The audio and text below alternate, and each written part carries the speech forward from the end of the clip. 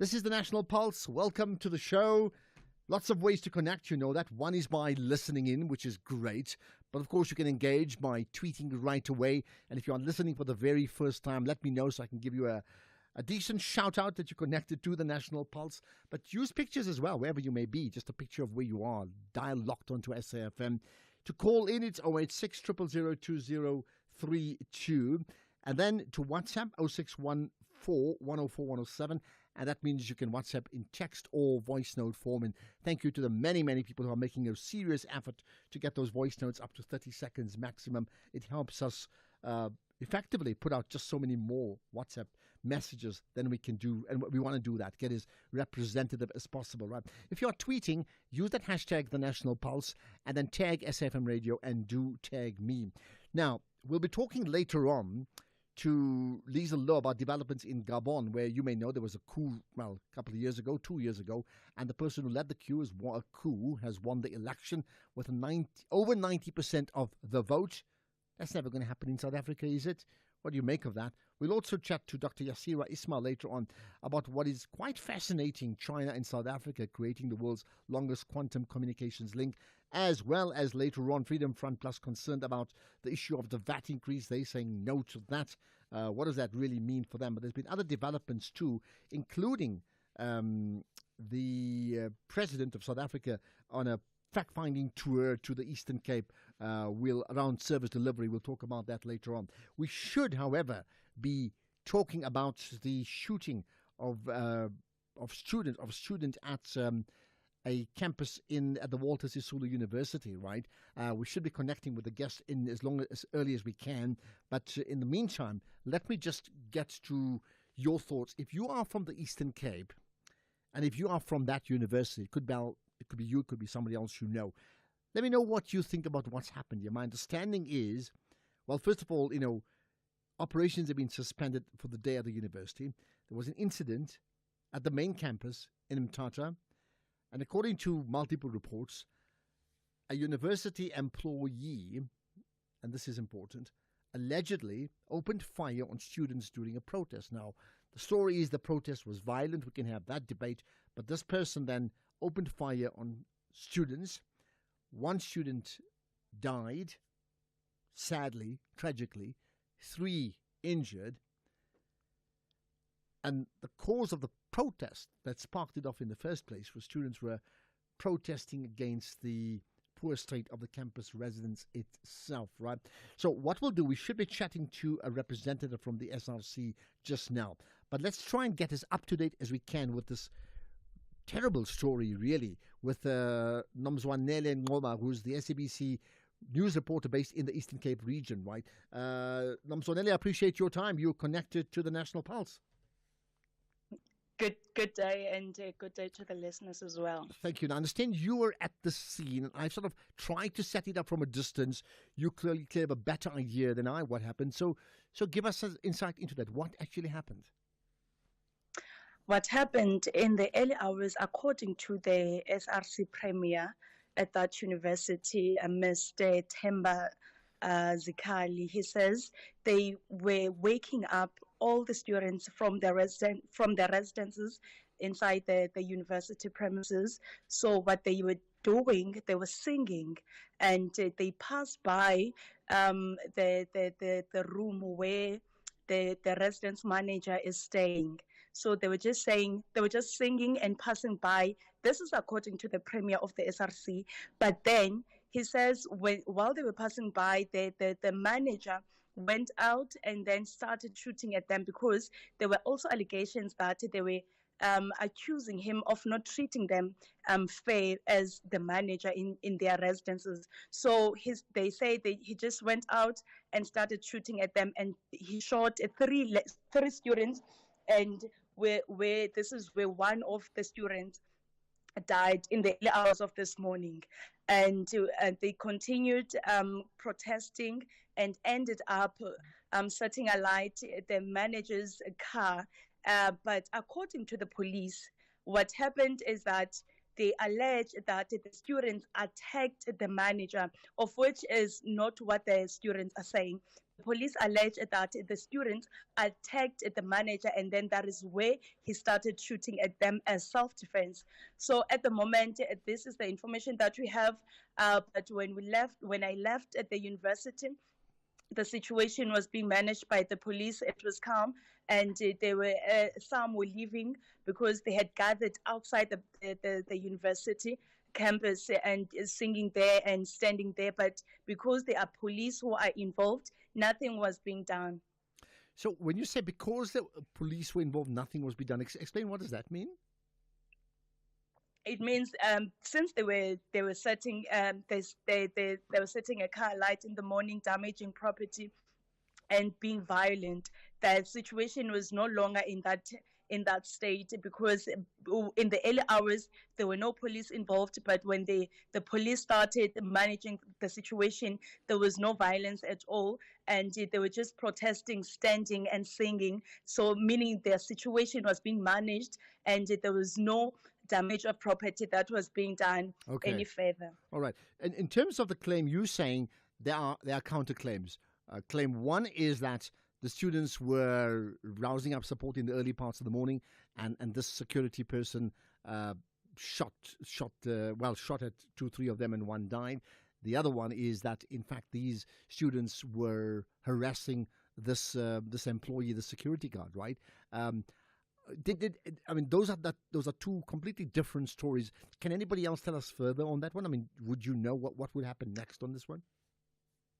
I just received a statement from the university, and they were condemning the violent crimes or the violent actions that were done by the students, and they were also stating the same statement as the police, that the students attacked that manager. It was not what the students were saying, but we can confirm that the university and the police have the same statement, which is the students attacked the manager, hence he started shooting at them as self-defense. Okay. But just take back to the reason why these students were protesting, because it also involves the university. They were saying that it's because their residences are not in good conditions, and they've been raising the issue with the university for a year now, but they are not responding to them because they are saying that they are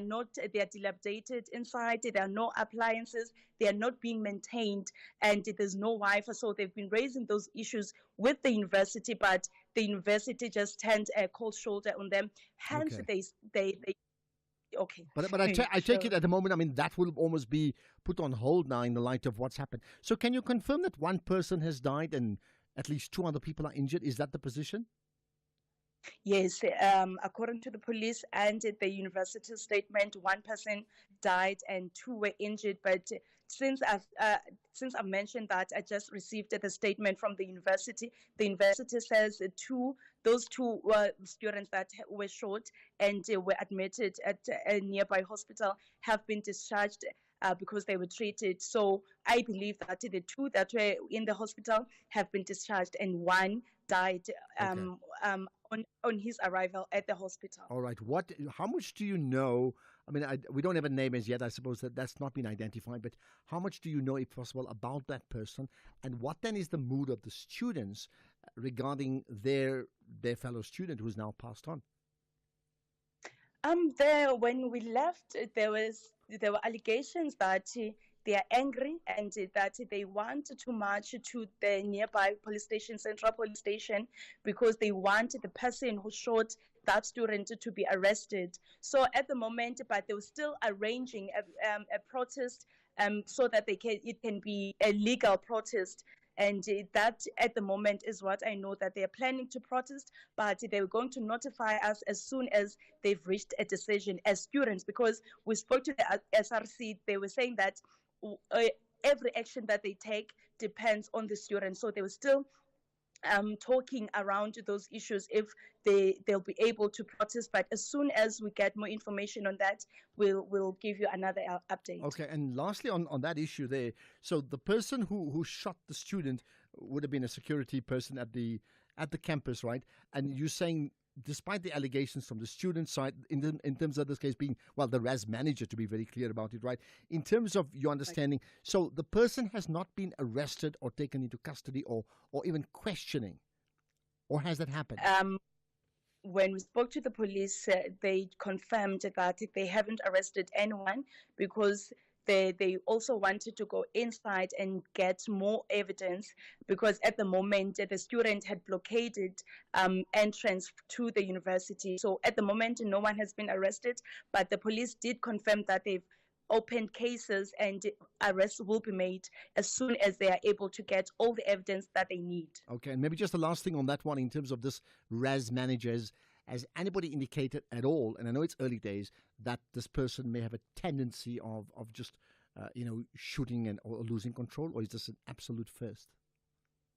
No, at this moment, we don't have information on this manager, because all we know is the allegations from the students that the manager does not treat them well. So hence, when they were passing by his room, they were singing and saying that this is the person who is not treating us well. So this is what we know at the moment. Otherwise, we don't have information on the manager. Well, thank you for sharing that insight and your understanding of what's happened at the campus at the Walter Sisulu University on a very tragic day, really. Nomzwanele Mngoma, the SABC News reporter in the Eastern Cape, and to confirm one person dead, one student, 2 injured, but they've been now discharged from hospital.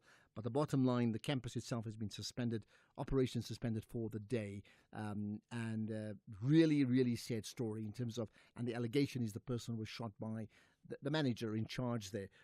What the circumstances are, it's a case of one group saying this and the other saying that. If you know more about it, well, fingers on the pulse, please share, your citizen journalism duty. Let us know what the story is according to you. This is the National Pulse.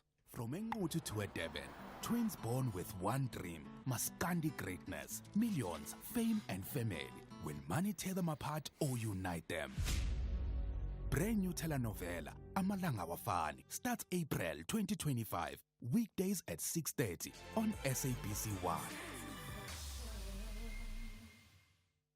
Bahlabani Bantwa and Abafana Besithende are both aware of the uphill towards the wrap-up of the season. They're searching for nothing but a win. Catch the exhilaration of Mzansi's football, Marumo Gallants versus Golden Arrows, on Saturday, 19 April at 2:30 p.m. Live streaming on SABC Plus and SABC1. Then at 3 p.m. on SABC radio stations. Proudly brought to you by SABC Sport. For the love of the game. Bahleli bonke etiwangweni, bahleli bonke kwaNongqongqo, bahleli. April is Freedom Month, a month to reflect, celebrate, and move forward. SAFM is bringing you powerful stories, insightful debates, and voices that shape our nation. Stay tuned to SAFM, where freedom, history, and the future meet. SAFM, leading the conversations that move us.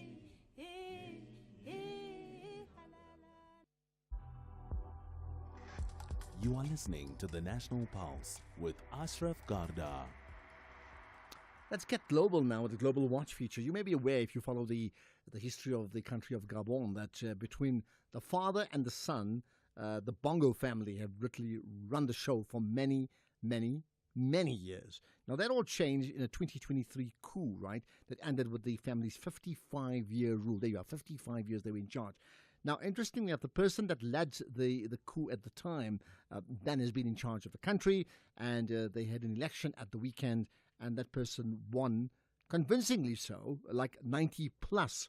So let's understand what actually has happened in that region, and maybe try and understand some takeouts that we need to learn from this one with Liesl Lowe, who's a senior advisor at the International Crisis Group. Liesl, appreciate your time, and thanks for connecting on the National Pulse. Thank you. Thanks for having me. Thank you. So let's get the facts right. Gabon has effectively a new democratically elected leader. Yes, the elections took place on Saturday, and Brice Oligui Nguema, as you rightly said, who was the perpetrator of the coup on the 30th of August 2023, has now been elected with 90.35% as the new president. He was head of the presidential guard, so I mean, he was close to power even before becoming president. Yeah. And I mean, so maybe no surprise that he's won the election. And I'm not going to go into the details of that with you, but the fact that the number, the 90 plus, I think in today's times, when anybody wins an election, probably over 60%, it already raises eyebrows, doesn't it? Yes, it's true. And I think that is a did shock a lot of people, and questions are being asked about, the transparency of the elections. But I think it's important to keep in mind that, as you rightly said, the Bongo family had kept this country, had ruled this country for 55 years before the coup. So effectively, you couldn't really speak about a true democracy with strong opposition, other parties. There were scores of opposition parties. But in this election, there were 8 candidates. But it's not as if there was a strong democratic culture.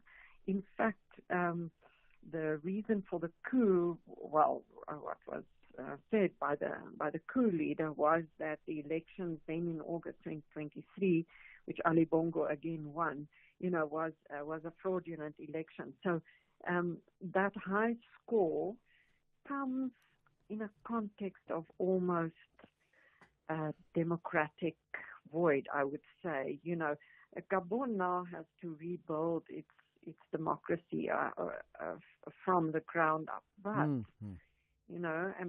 the fact that Oligui Nguema stood for the elections, it's certainly frowned upon because he's the perpetrator of the coup, and according to the African Union rules, if there is a return to democracy, the perpetrator of the coup is not allowed to then stand participate in elections. Okay. So that in itself, the fact that he was the candidate is not in line with the African Union's Charter on Democracy and Governance. But if that were the case, now you raised an important point, the fact that he's not allowed to, but he's contested it anyway. So that shows you, we may talk about what does the AU now say about it now, but certainly they were not able to prevent the election happening in the first place either. Oh, no, definitely. I mean, the African Union, is an intergovernmental organization. It doesn't have powers to impose itself on sovereign states other than suspending them from the African Union, which they already did with Gabon, after the coup in 2023. So they couldn't prevent Nguema from standing in elections. But they also didn't make any strong, criticism of that. And in fact, the fact that the African Union sent observers and also, went on a field mission actually to Gabon in September last year shows a kind of leniency towards Gabon. Yeah. They couldn't prevent it, but they could have criticized it. Okay. Yeah. Well, so what's happened now? I mean, has there been any comment, criticism, or praise from number one, the AU, B, other countries surrounding Gabon specifically, and maybe 3 from people within Gabon, and maybe the 4th one, the United Nations? It's like a lengthy list, I know, but go ahead. Yeah. No, sure. There have been praise. The election observers from the African Union were, saying that the election was free and fair, and its report that it brought out yesterday, was saying that it was transparent, it was peaceful, etc. But now the African Union's Peace and Security Council, who suspended Gabon, must now sit and decide about possibly lifting that suspension, whether Gabon can return to the African Union. For that to happen, they're going to have to, skirt around the question or find ways of saying, okay, well, it wasn't perfect, but at least they had elections, and the coup leader has committed to democratic rule. We have seen that in the past. And also, to be fair, the African Union is sitting with a huge, almost an existential crisis, because you've got 6 countries suspended from the African Union currently due to coup d'etats. And none of those countries really want to talk to the African Union, whereas Gabon basically invited them in for a visit, and then, as I said, election observers. So I just come from Addis Ababa this weekend, and there's definitely a sense the AU in this case should be kind of pragmatic, but it would undermine the principle of the African Union of refusing coups and then unconstitutional change of government. And as I say, its rules say that perpetrators of coups shall not be allowed to participate in elections. So it all depends on how strict they're going to apply their own regulations. Okay, I mean, you mentioned 6 countries, and maybe we need to Google which ones are the 6, but significantly, I mean, there's been issues around, Chad, which is, again, very, very close by. And then, of course, there's been a change in Burkina Faso, also in that region, right? I mean, are you able to pick up a trend, therefore, in terms of, is there a move towards democracy, or is there a move away from democracy, even though, let's call it, maybe in this case here, let's call it one-party democracy, because that seems to be the way that the people and those in leadership want? Yes, I mean, currently the countries that are suspended are Guinea, Mali, Burkina Faso, Niger, Sudan, and then Gabon. So Chad actually is a good. It's good that you raised that, because they also had an unconstitutional change of government, but was not suspended from the African Union. So I mean, that's also we can debate about that maybe another time. But it literally is true that the African Union is sitting with a dilemma, because you do have so many countries that have got these authoritarian military leadership. I don't know. It's difficult to say whether people prefer that. What is true is that in those countries are in crisis, especially countries like Chad, Niger, Mali, Burkina Faso, countries that are facing huge challenges in terms of security, because they are threatened by jihadist groups. They're fighting almost a losing battle against these terror groups. And the reason why these military is so popular somehow is to say, look, our democratically elected leaders have done nothing for us. So, the military might do better, which unfortunately they're actually not if you look at the figures of people. But so I would say, in general, in some of the countries, democracy itself is under threat, because people don't believe really that the democratic elected leaders can do anything. Well, it's an interesting thought. If democracy is under threat, then the way to protect democracy, for some people, is to be using undemocratic means. It's all very complicated. Another conversation, perhaps another time. Lisa Lowe, Senior Advisor at the International Crisis Group. Let's get to the news headlines now. It's 3:30. Thank you, Ashraf, on the news headlines on SAFM. I am Ondilambana, and a very good afternoon. Mpumalanga Finance MEC Bonakele Majuba has threatened to withhold funds allocated to government departments that do not service their municipal debts. The Sterkfontein Caves, which is managed by Wits University and is located in the cradle of humankind outside Johannesburg, have been reopened after being closed since 2022 because of flooding. And Doctors Without Borders say more than 20,000 displaced people in Sudan have travelled 70 kilometres to the town of Tawila in Darfur in under 2 days. A full update follows at the top of the hour. This is SAFM Sports with Tuming Kapele. First time for the day. You have lots to say as our Minister of Sport. What are you going to open the game up with? A very good afternoon to you, Ashraf, and our listeners. Let's start things off with football. Well, Mamelodi Sundowns have asked to register new players early ahead of the FIFA Club World Cup. Premier Soccer League clubs are allowed to sign new players from the 1st of July until mid-September. But with Downs having qualified for the Club World Cup, it opens the door for this application to SAFA. According to SABC Sport, SAFA have provisionally approved, but the final green light comes from FIFA, and Sundowns are hoping to bounce back in the CAF Champions League when they host Al Ahly for the first leg of the semi-finals on Saturday. What we need to do is, as champions, as you say, as players with quality, as players with level, move forward with intentionality. That's what he was saying about have a clear intentionality regarding the future. It's tough to win everything. It's tough to win everything. Obviously that we wanted to take ourselves to the last step of the competition, and we should be there. And we should be there eventually because we have quality for that, because we fight it for that. But we were not allowed to play the extra time and eventually make the disputal until the end in order to be there.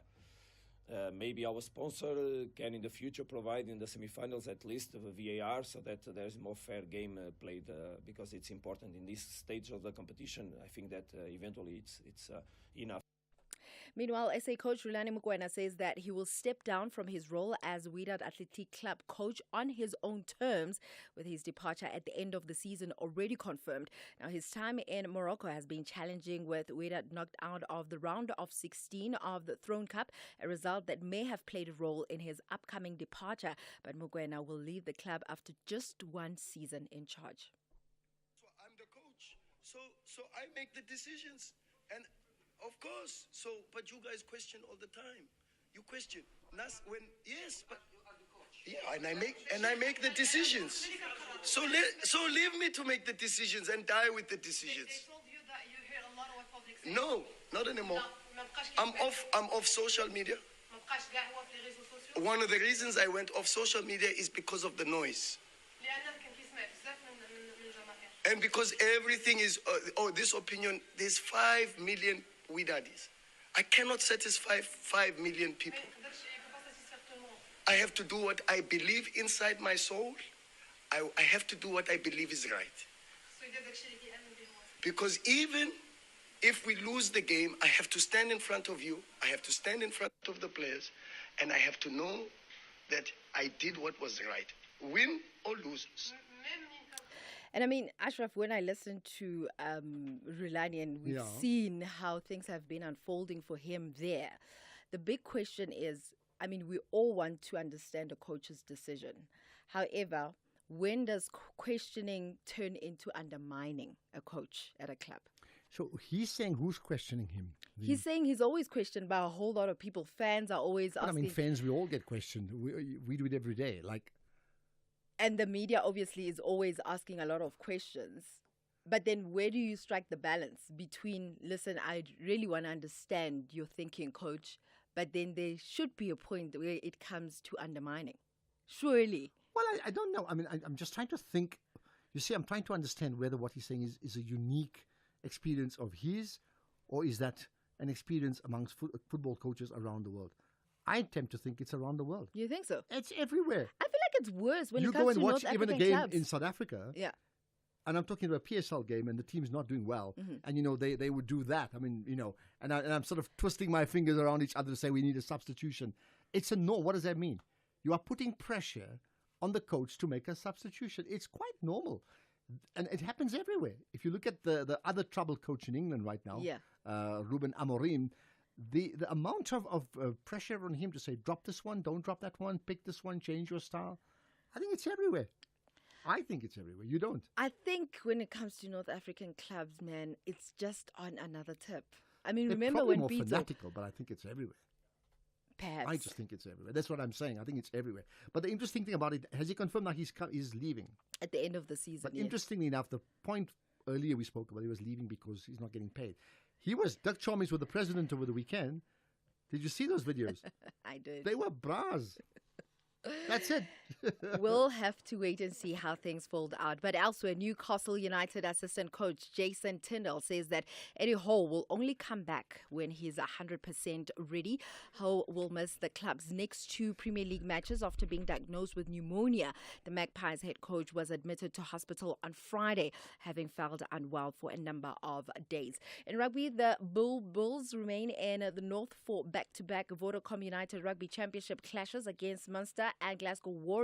And Bulls director of rugby Jake White says striking the right balance between chasing wins and managing player workload will be key. That's the challenge, the mixing and matching and the preserving of certain guys and the creating game time for them. And that's why I'm really, I'm saying I'm happy about the fact that we had to take some guys off. Where would you take, a guy like Ruan Nokia off in a game where he's the line-out caller, Springbok, we can't afford to do that but there's a bigger picture. I mean, I need to look after him too. I can't expect him to come back after a long injury and play 80 minutes. As much as I'd love to have kept him on the field, same as Wilco Louw, he can't play 80 minutes. The same as, Caden Moody needed to get on the field. So it's a juggling act, and sometimes you get it right, sometimes you get it wrong. Moving on to tennis, Alexander Zverev eased into the round of 16 at the BMW Open in Munich with a clinical 6-4, 6-1 win over Alexander Müller, making his 11th appearance in Munich. Zverev is looking to claim the title for the third time after victories back in 2017 and 2018. Finally, in boxing, promoter Bob Arum Mills believes that Tyson Fury will not return to boxing. This is after the heavyweight announced his retirement in January. The 36-year-old made the surprise decision just a few weeks after suffering a second successive loss to WBA, WBC and WBO champion Alexander Usyk. Now, Fury has retired more than once in his illustrious career, but American Arum, who promoted him in the past, does not expect another U-turn from the fighter. On that note, it is a wrap from my side for now. I'll have more in the next hour. We'll talk about Morocco, maybe. Who knows? Can you hear that? It's the pitter-patter, letting you know your roof is leaking. Terrible timing. The sound you were hoping for is the splish-splash of the beach holiday you've been saving up for. But don't let cash flow hold you back. Do both. Apply for a Nedbank personal loan and get our best interest rate with a loan of up to 400,000 Rand. Apply online at nedbank.co.za. See money differently. Nedbank. We're a licensed FSP and registered credit provider. T's and C's apply. Pressure keeps mounting and the thirst for maximum points has drastically increased. FC Union Berlin and VfB Stuttgart are in a tense battle for victory. This is the Bundesliga. Football as it's meant to be.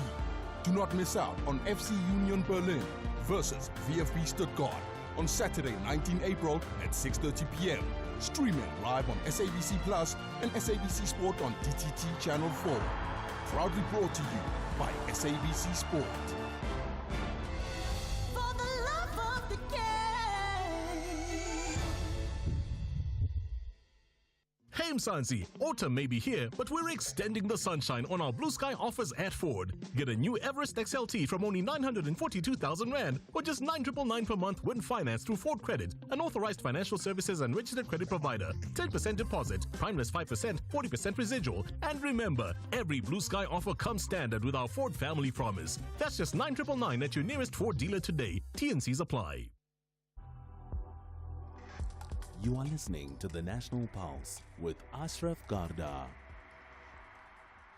Right, by the way, happy to take your calls on the issue, this disturbing issue at the Walter Sisulu University. You may pick up on the point to be made about football coaches and how tolerant or intolerant are different supporters of different countries, as you gave the example of Morocco now. But in the meantime, let me just tell you about this comment from the Walter Sisulu University. Right? So they've issued a statement, and I'm going to read it, saying, the Walter Sisulu University woke up to an unexpected and deeply troubling unrest at its Mthatha campus earlier today. The protest erupted without prior notice, and no formal grievance or letter of demand was submitted to the university management. Initial engagement with the Institutional Student Representative Council have revealed that the leadership was unaware of any planned protest action by students. At this stage, the cause of the unrest remains unclear and investigations are underway. Disturbingly, during the course of the protest, a group of people and students forcefully entered a staff member's on-campus residence. In this violent incident, the staff member's wife sustained serious injuries and is currently receiving medical care in hospital. The staff member and his young children had to be rescued by the South African Police Service. Precautionary measures have been taken to ensure the safety of other staff members who reside on campus. 2 students were also sustained minor injuries during the incident. They were taken to hospital, treated, and have since been discharged. Tragically, a third person lost their lives during the home invasion. This individual is not a registered student nor a staff member of the university. Authorities are working to determine the identity of the deceased and the reason for their involvement in the incident. the WSCU management strongly condemns all forms of violence and disruption that place the lives and safety of our staff and students at risk. The university remains committed to open and transparent engagement with students throughout the institutional SRC. We urge all students to use established internal channels to respond and channels to responsibly and peacefully communicate grievances and concerns, and then making the point that further updates will be shared once that becomes available. So they talk about effectively a home invasion where, again, a staff member and his wife were effectively harmed, had to be hospitalized, but another person then had died. Whichever way, it is a real tragedy. Let's talk about some good news, I would think, between China and South Africa right after this. You are listening to the National Pulse with Ashraf Garda. So I understand that, researchers from South Africa, and I love to talk about people winning at what they do and how that builds up South Africa as a nation, right? Well, researchers from South Africa and China have set a new world record in quantum communication. So the key word here, quantum communication. With their combined efforts, they successfully connected the two countries over 12,900 kilometers in an experiment conducted in October of last year. Let's chat now to Dr. Yassira Ismail, who's the head of the Q Photonics Lab at Stellenbosch University within the Physics Department. Dr. Ismail, appreciate your time. Thanks for connecting to us here on the National Pulse on, I think, a moment of celebration, right? Thank you, and good afternoon to all your viewers. Thank you so much. Right. Let's start firstly by understanding, when we talk about the world's longest quantum communications link, what does quantum communications mean? Sure. So quantum communication is basically looking at encryption of information. So if we currently look at the way we protect data or information, it's based on mathematical algorithms. So the inability to factorize very large numbers. An alternative to that is quantum communication, which looks at a physical process of protecting information. So you basically build hardware that is allow you to encode information into single photons of quantum carriers. And this will allow you to produce a link where you can transmit secure keys that can then be used to encrypt information or protect data. Okay, so you've put, when I say you, yourself and your team have put this together with the Chinese. Why is this such a big deal?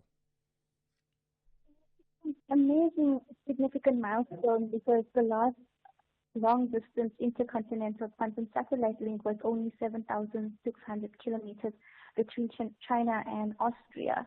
And this is almost double, 12,900 kilometers. It's also the first quantum satellite link on the southern hemisphere and the African continent, but also the first quantum satellite link that links the northern and the southern hemisphere to each other. And so this is quite a significant milestone, because this means that we can now look at developing a quantum network across the globe. So people listening in, I mean, they would revel for that world record and say well done to the countries, and certainly to South Africa and to yourself as well.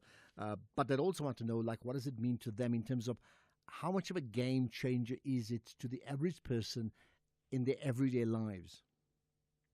So if we look at the way technology is moving or advancing, it is moving towards the development or advancement of quantum. Meaning, if we look at all our technology today, if we look at computers, there's this drive to develop quantum computing. There's this drive to develop communication networks that is enhanced by quantum physics. There's this drive to develop better measurement techniques based on quantum sensing. So if we look at all these technologies together, one day we will have what is known as a quantum internet, which is a distributed network that brings all these technologies together. But how can it help everyone? Well, in terms of quantum communication and having a quantum communication network, it will currently enhance how we secure information. So whether it's our banking details, our medical data, any information that needs to be kept secure for long periods of time, quantum communication has the ability to improve the current encryption techniques. And do I take it, I mean, let's go back to where it all started. I mean, obviously yourself as the head of the lab within the physics department and your Chinese counterparts, there had to be a conversation that took place to say, let's do this. What was the motivation behind it, and how long ago was that? Okay, so if we have to look at our colleagues in China, the University of Science and Technology of China is leading the global race in terms of the development of quantum communication technology. They're the first to have launched 2 satellites with quantum payloads. They're also the first to have built a fiber-based quantum network between Beijing and Shanghai. So they are the forefront runners in terms of the development of quantum communication. In terms of us in South Africa, we've been working on the development of quantum communication technology from pre-2010. And so both groups have a very strong advantage in terms of the development of quantum communication technology. But as I said, the groundbreaking research like this takes time and it takes investment. And so this particular project we've been working on since 2020. And so we're quite proud that it actually went live last year and we were able to implement the first link in South Africa. And just lastly, on this issue, so going forward, what does this mean, for South Africa as a country? What does this mean for your department, right? And certainly, what does it mean for yourself in terms of your career advancement? I mean, your entire team. Yeah, I think this is very significant for South Africa because through this link and many more links to come, hopefully this will put South Africa as the front row players in terms of quantum technology on the African continent, and somehow like a gateway of quantum technology on the African continent. More so, it's links of this nature and significant groundbreaking research of this nature that allows us to promote the development of quantum technology and hopefully build a quantum ecosystem in South Africa. Because if we look at the technology drive, we've missed all the different revolutions that have come through in terms of the Industrial Revolution. However, this is some technology that we are working on, and we can develop a quantum photonics ecosystem in South Africa. So this is quite significant. Okay, well, I'll tell you what, I'd love to speak to someone who's winning at their game, and I've always made this point. One thing is great about winning, but can you then link your victory to the national cause? And I think you've done just that, and your team has done that. So well done to yourself and your team, Dr. Yassira Ismail, head of the Q Photonics Lab at Stellenbosch University, and that's within the physics department, reflecting on the world's longest quantum communications link. And if you don't know the numbers, 12,900 kilometers between South Africa and China, sort of unbroken. That is significant. This is the National Pulse. What is your money doing right now? Is it lazing around in that other account because you're not sure where to move it for premium growth? Well, let's make it work hard in a Standard Bank Money Market Select investment account, where we'll grow it with a nominal interest of up to 7.9% on a minimum deposit of 100,000 Rand. Plus, you get access to your funds anytime. Open yours online or on our app today. Standard Bank is an authorized FSP and registered credit provider. T's and C's apply. Meet Maria. Meet her family, the Ramirez. One wrong step and they will have you swimming with the fishes. Meet Amadeo, a trained lawyer and member of the rival business clan, the Mateus. The two fall in love, and Maria's dreams of a happily ever after change when Madeo is murdered at their wedding. Their daughter, Jo, despises her mother's humble beginnings and will do anything to steal all of Maria's fortune. This is the world of Sweet Diva. Airs weekdays at 4:30 p.m. only on S3. Open up. Night Talk with Oliver Dixon. When leaders need to account, we call on them. When society needs to debate, reflect, and advance, we're here to have the conversation. Join me, Oliver Dixon, on Night Talk every Monday to Thursday from 10 to 12 midnight.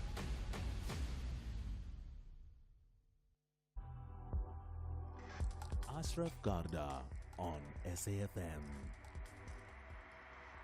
All right, just for the moment, we're just trying to reconnect with our voice note connection, which is interesting considering we're talking about quantum communication, right? But it does mean I can take your calls. So call in right now, 086 000 2032.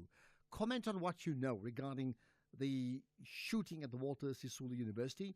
comment on what you know about or what you feel about Gabon.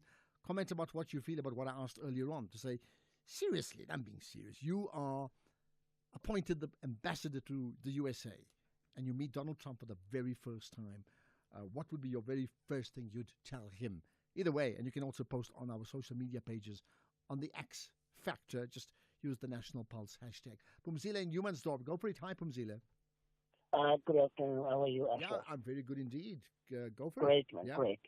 Ashraf, I felt so bad yesterday when people phoned trying to rubbish the name of Mcebisi Jonas. Others were making allegations that he came to fame during the Zondo Commission. It's a lie. It's a baseless lie. They don't know Mcebisi Jonas. Mcebisi Jonas is from the Eastern Cape. He's a tried and tested freedom fighter. He grew up in the ranks of the liberation movement. But let me He ask you, was there were people trying to No, let rubbish me him? What put my point. what Let were me they put my rubbishing point. about? Yeah. No, let me put my point. People who don't know him, right, they say he came to fame during the Zondo Commission. That's nonsensical. You know, Mcebisi Jonas during UTF, he was there. If he was a leader at a time, it was not fashionable to be a leader. Now, you know, there's this Mike guy from Newlands, you know, and some of you guys, they don't stop Mike talking No, but you can't racist speak on about the radio. That's not Right? me. You can speak about others. No, I'm not talking about you. I'm not talking about you. You put him in his place last time. He comes here on the radio, national radio. He says Mcebisi Jonas is not suitable. The suitable person is a white person called Tony Leon. What is that? Right? Well, look, he's Why is entitled he to his judging people on race? he's entitled to his opinion. I mean, that he's entitled. No, but not He's on entitled to his racially, opinion. not on racial based. It's racially based. No, but I mean, we You also can't get people. say We Mcebisi also Jonas get is people. not. But we also No, get you people. cannot say Mcebisi Jonas. No, give me a chance, please, Ashraf. No, but I You have cannot to. say Mcebisi No, Jonas. but you need to is hear not me because suitable. I The need to suitable moderate person this. is Tony Leon. Pumzile, I need to moderate this so we don't have a long chat just between the two of us. We don't have enough time. I'm saying I heard what you said, and I've certainly had engagements with Mcebisi Jonas over repeated. Very impressive in terms of what I know. I'm saying to you, if a guy like Mike calls in and says, I don't want to have a black person as the ambassador, we should have a white person like Tony Leon, that would be wrong. Similarly, we sometimes do get black people saying the same thing. We don't want to have a white representative. We want a black representative. Now, that's not about whether the person's got quality and integrity. That's simply on the basis of color, which I'm personally uncomfortable with. And I hear what you're saying.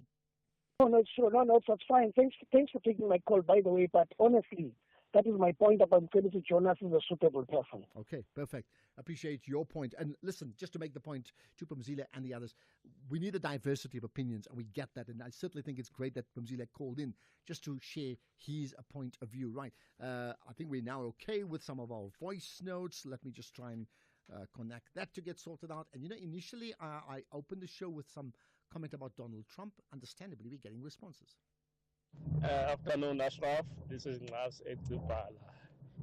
If I were to be an ambassador and meet Mr. Trump, I would definitely tell him to verify whatever information that he gets before he makes his announcements or he takes decisions, so that in the coming future he takes sane decisions. That's it, my brother. Thank you. Okay. I think you're being very kind. In your very first meeting, that's what you're going to tell him. He's going to say, I know, I say what I want, I just think. Good afternoon, Ashraf. If I could get an opportunity to speak to Donald Trump, I would tell him straight that he must not think that everything in this world revolves around him.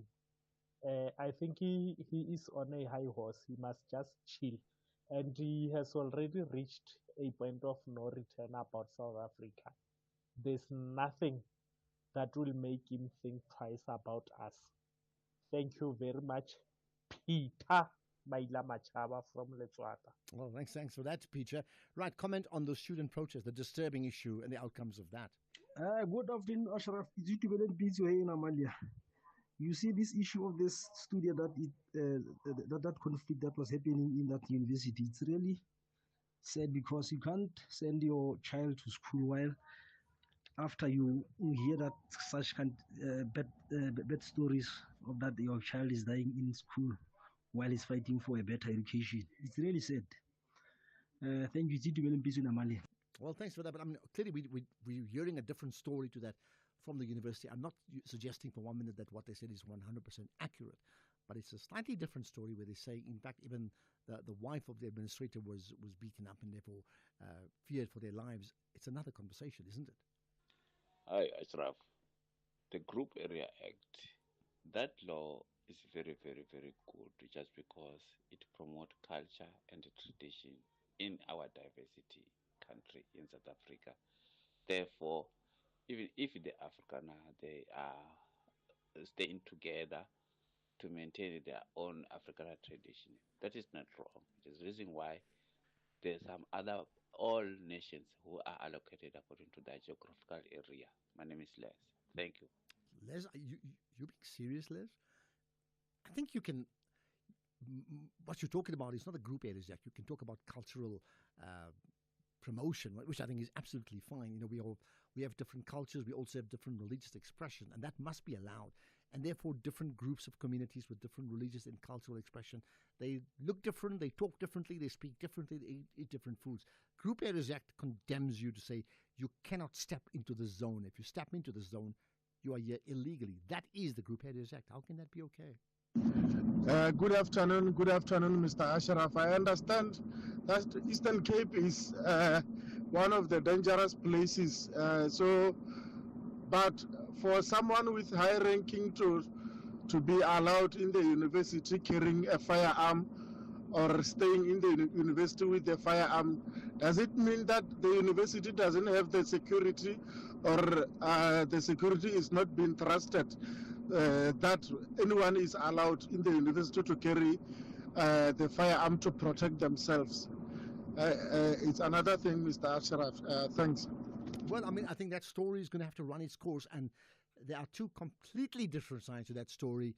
We don't know enough to form an opinion. Whatever it is, it's disturbing. One person has died, 2 injured, and a home has been invaded, according to those reports, right? Let's get the news now. It's 4 o'clock. Here's Ondela.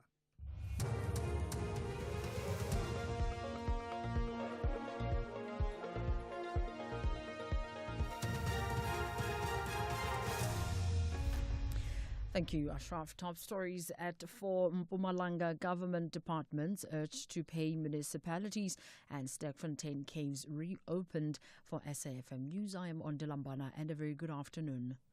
Mpumalanga Finance MEC Bonakele Majuba has threatened to withhold funds allocated to government departments that do not service their municipal debts.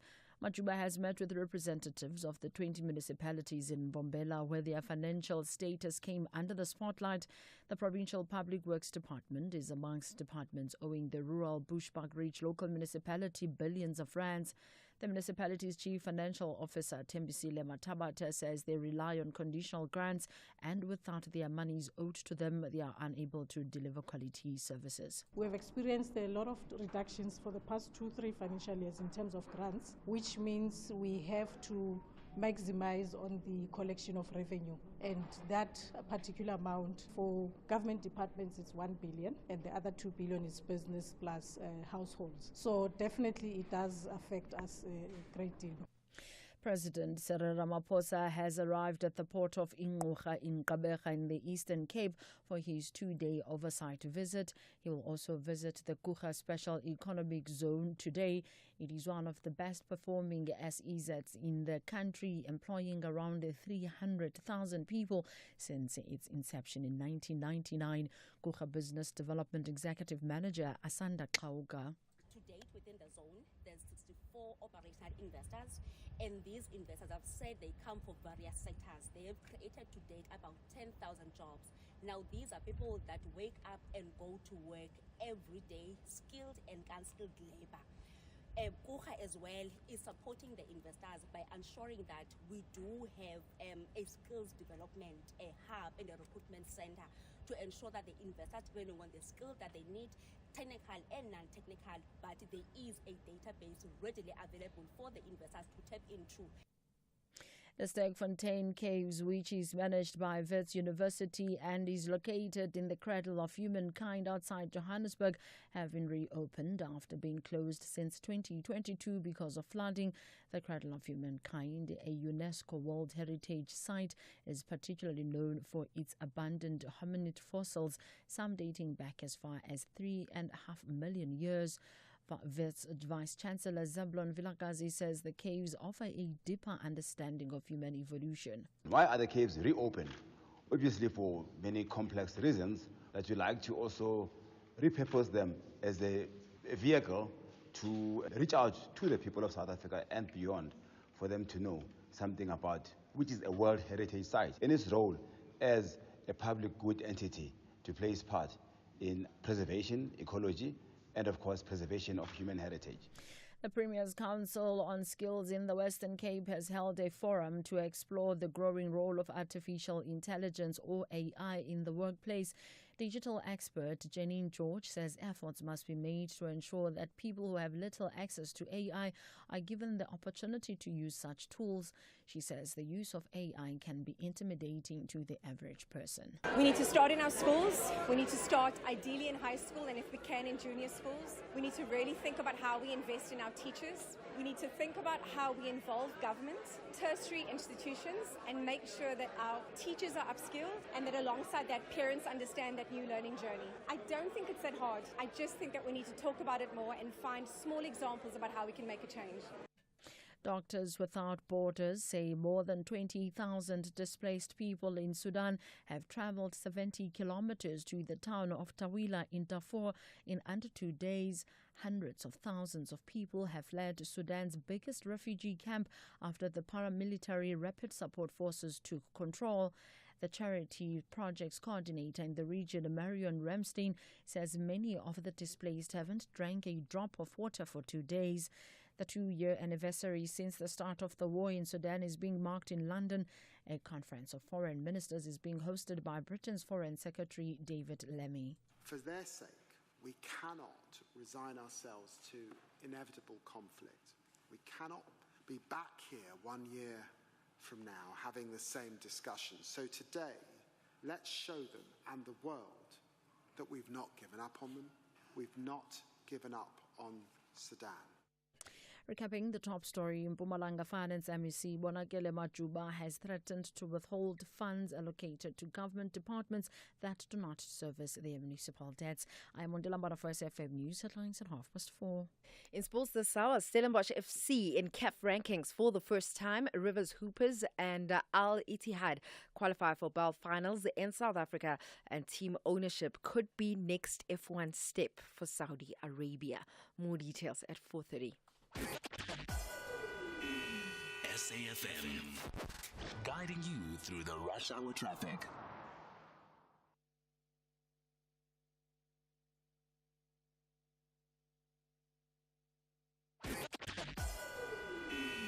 SAFM, guiding you through the rush hour traffic.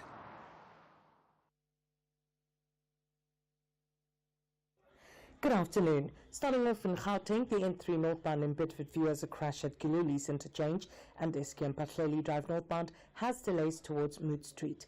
In KZN, the N2 northbound has a stationary vehicle before the M41 Gateway exit and Umgeni Road westbound slow moving through Springfield Park. In Cape Town, the N2 Nelson Mandela Boulevard outbound queuing towards Hospital Bend and the N1 outbound slow moving towards the M5 Kuburg interchange. With your traffic update, I'm Irma G. Stay safe on the roads. SAFM is with you. Meet Maria. Meet her family, the Ramirez. One wrong step and they will have you swimming with the fishes. Meet Amadeo, a trained lawyer and member of the rival business clan, the Mateus. The two fall in love, and Maria's dreams of a happily ever after change when Madeo is murdered at their wedding. Their daughter, Jo, despises her mother's humble beginnings and will do anything to steal all of Maria's fortune. This is the world of Sweet Diva. Airs weekdays at 4:30 p.m. only on S3. Open up.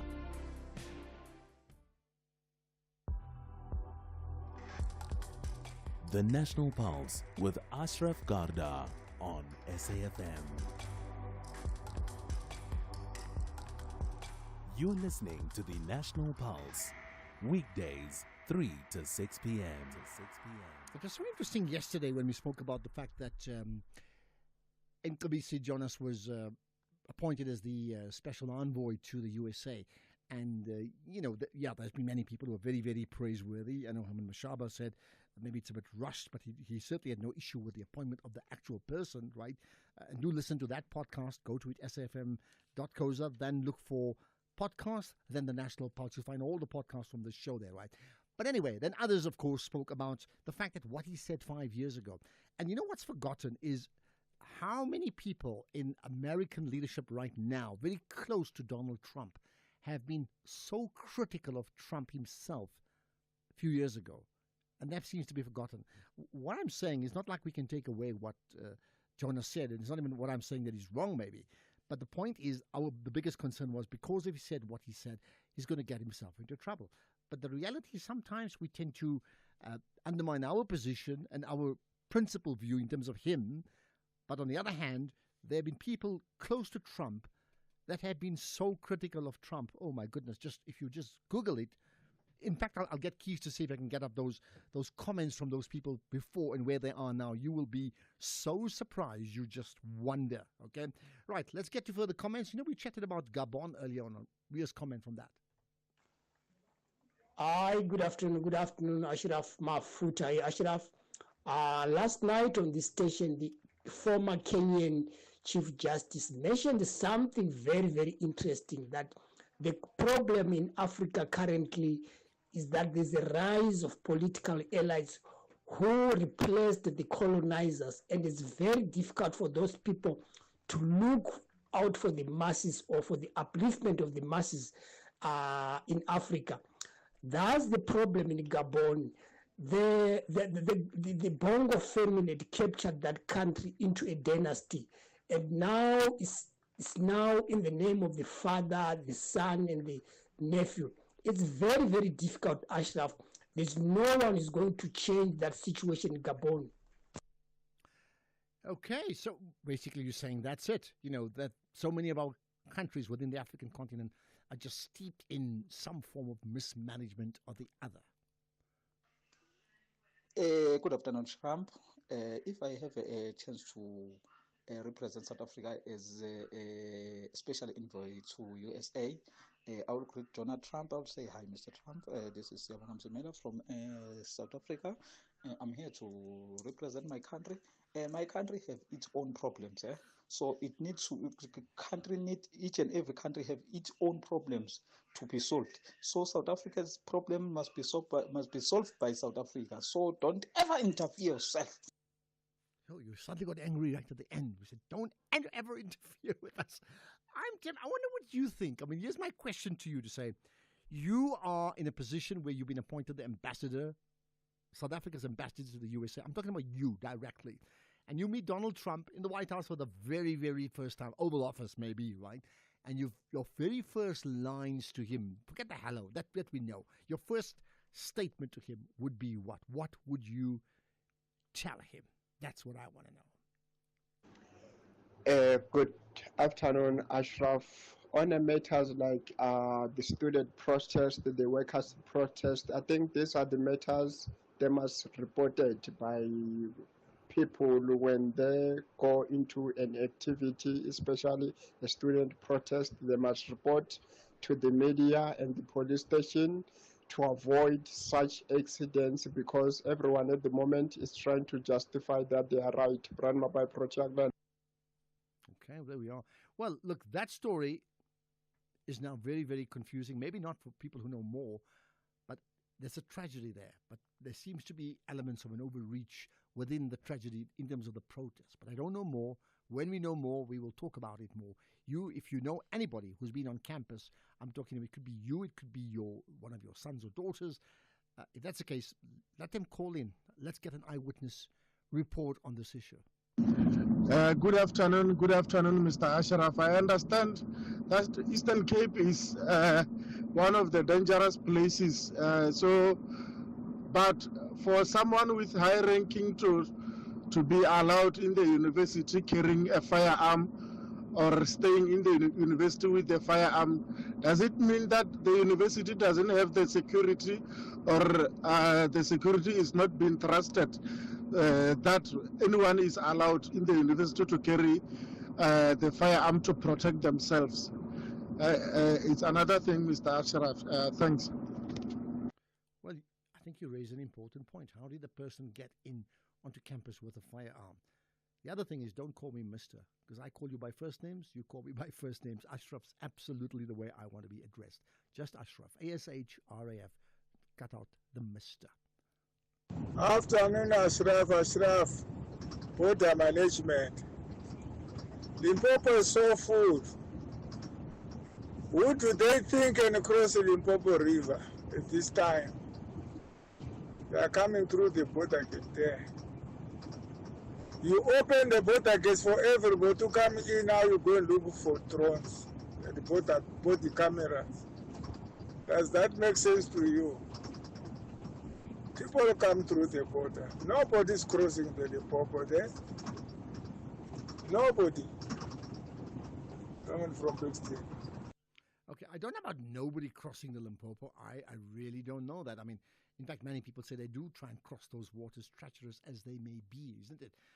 So here's the one that I like from Naran Singh. Naran Singh's first words to President, no, I can't say President Trump. I must say the American President Trump, because not my president, okay? But when he meets him, Naran is the ambassador. He says, "Love your hair, Mr. Trump." Oh, my goodness, right? Let's get further calls. We should be chatting to the MEC for Finance in the Free State regarding the delivering of the budget speech today in that region. But Tando in the Eastern Cape, go for it. I would ask him why he's always wearing a red tie. He seems to have a passion for red ties. I hate a tie, so it stands out. But anyway, do you have to say something? Say if you're an ambassador to a president that receives you, or accept perhaps greetings from your presidents to. How does it go? How does it work? Well, I think we're getting too serious now. I mean, listen, your first answer was perfect. Why are you wearing a red tie every day? Just leave it at that, man. I mean, I think they would normally deliver their credentials and it gets read out, but let's not even get into that. This is just you and I, and you know, we're just having fun. It's like, what would you ask him if you're the president? So your point is right. Like, are you colorblind? What is it? Why do you have to always or maybe what's his handicap, seeing that he's got a passion for golf too and got a golf estate and stuff. Well, there you are. So there are many things you can ask that person. What's his name again? Who? Mr. Elon Musk. Trump. Okay, no, what I was just trying to play along. So. All right. Okay. Okay, thanks for that call. Why do you wear red ties only? Look. I think in many cultures, business cultures, like red is the power tie, isn't it? And then, of course, you would get in America, political parties that are red and political parties that are blue. I mean, that's the two dominant colors. So I don't think he's going to wear a blue tie, but red is power and it's his party. So he's always wearing red, no matter what, isn't it? Okay, let's connect with the MEC for Finance in the Free State region after this. The National Pulse with Ashraf Garda. So it's certainly been a busy time in the Free State region with the Premier of the Free State, Premier McQueen Letsoha Matai, presenting the budget vote for the office of the Premier, outlining as expected key priorities and strategic plans within that seventh administration. Right. So let's find out more about it with the MEC for Finance in that region, Toto Makume. Appreciate your time, MEC. Thanks for connecting on the National Pulse. Good afternoon, Asra, and to your listeners. Thank you. Right. I mean, clearly, I think a budget vote must reflect the priorities of a province, right? So perhaps let's start with that. Maybe just 4 key bullet points or 5 key bullet points that were raised in the budget vote.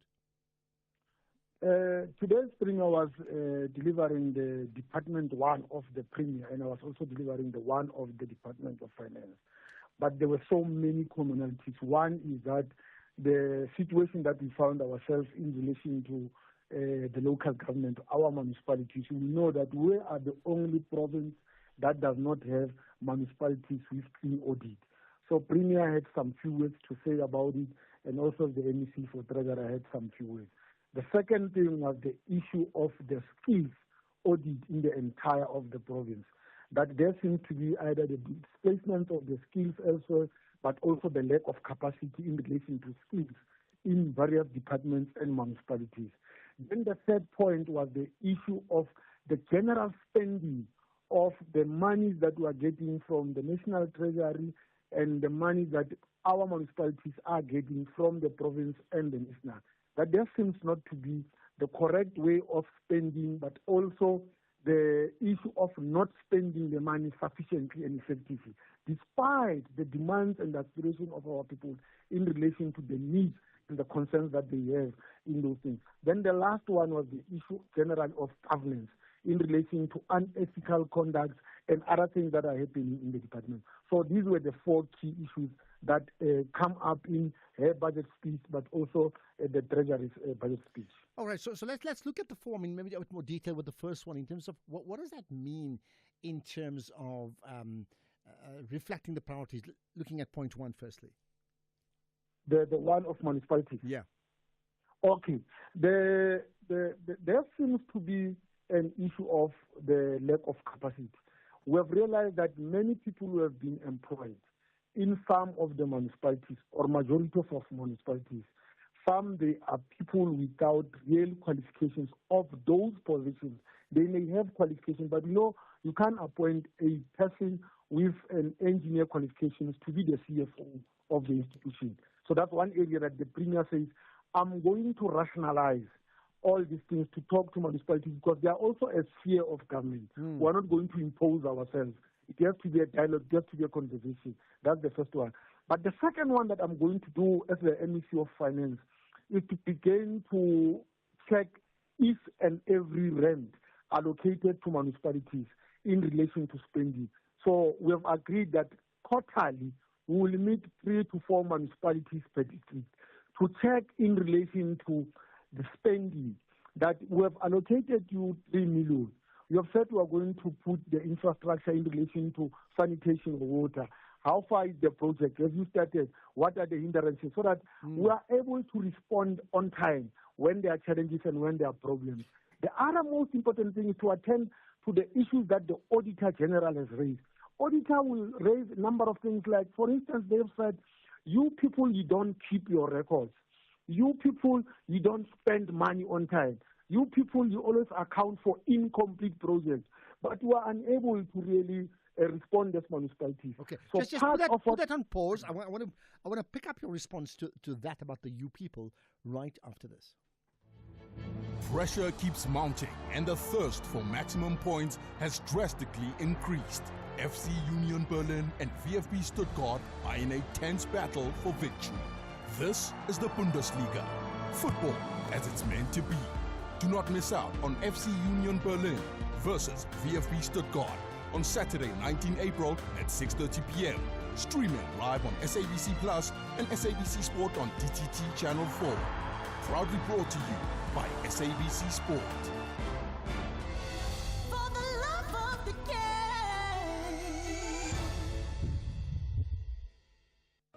The Spanish Princess series continues the story of Queen Catherine and Henry VIII. Catherine's struggle to produce an heir places her marriage and position in the court at risk, and she's haunted by her choices from the past. Despite proving herself a politician, a diplomat, and a national inspiration, and even a military commander, Catherine must battle to save her love with the king and to preserve the peace and prosperity of their reign.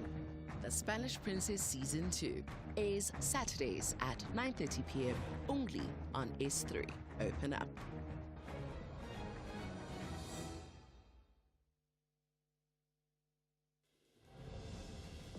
SAFM supports a litter-free South Africa. Play your part in keeping our surroundings and environment clean. SAFM, leading the conversation.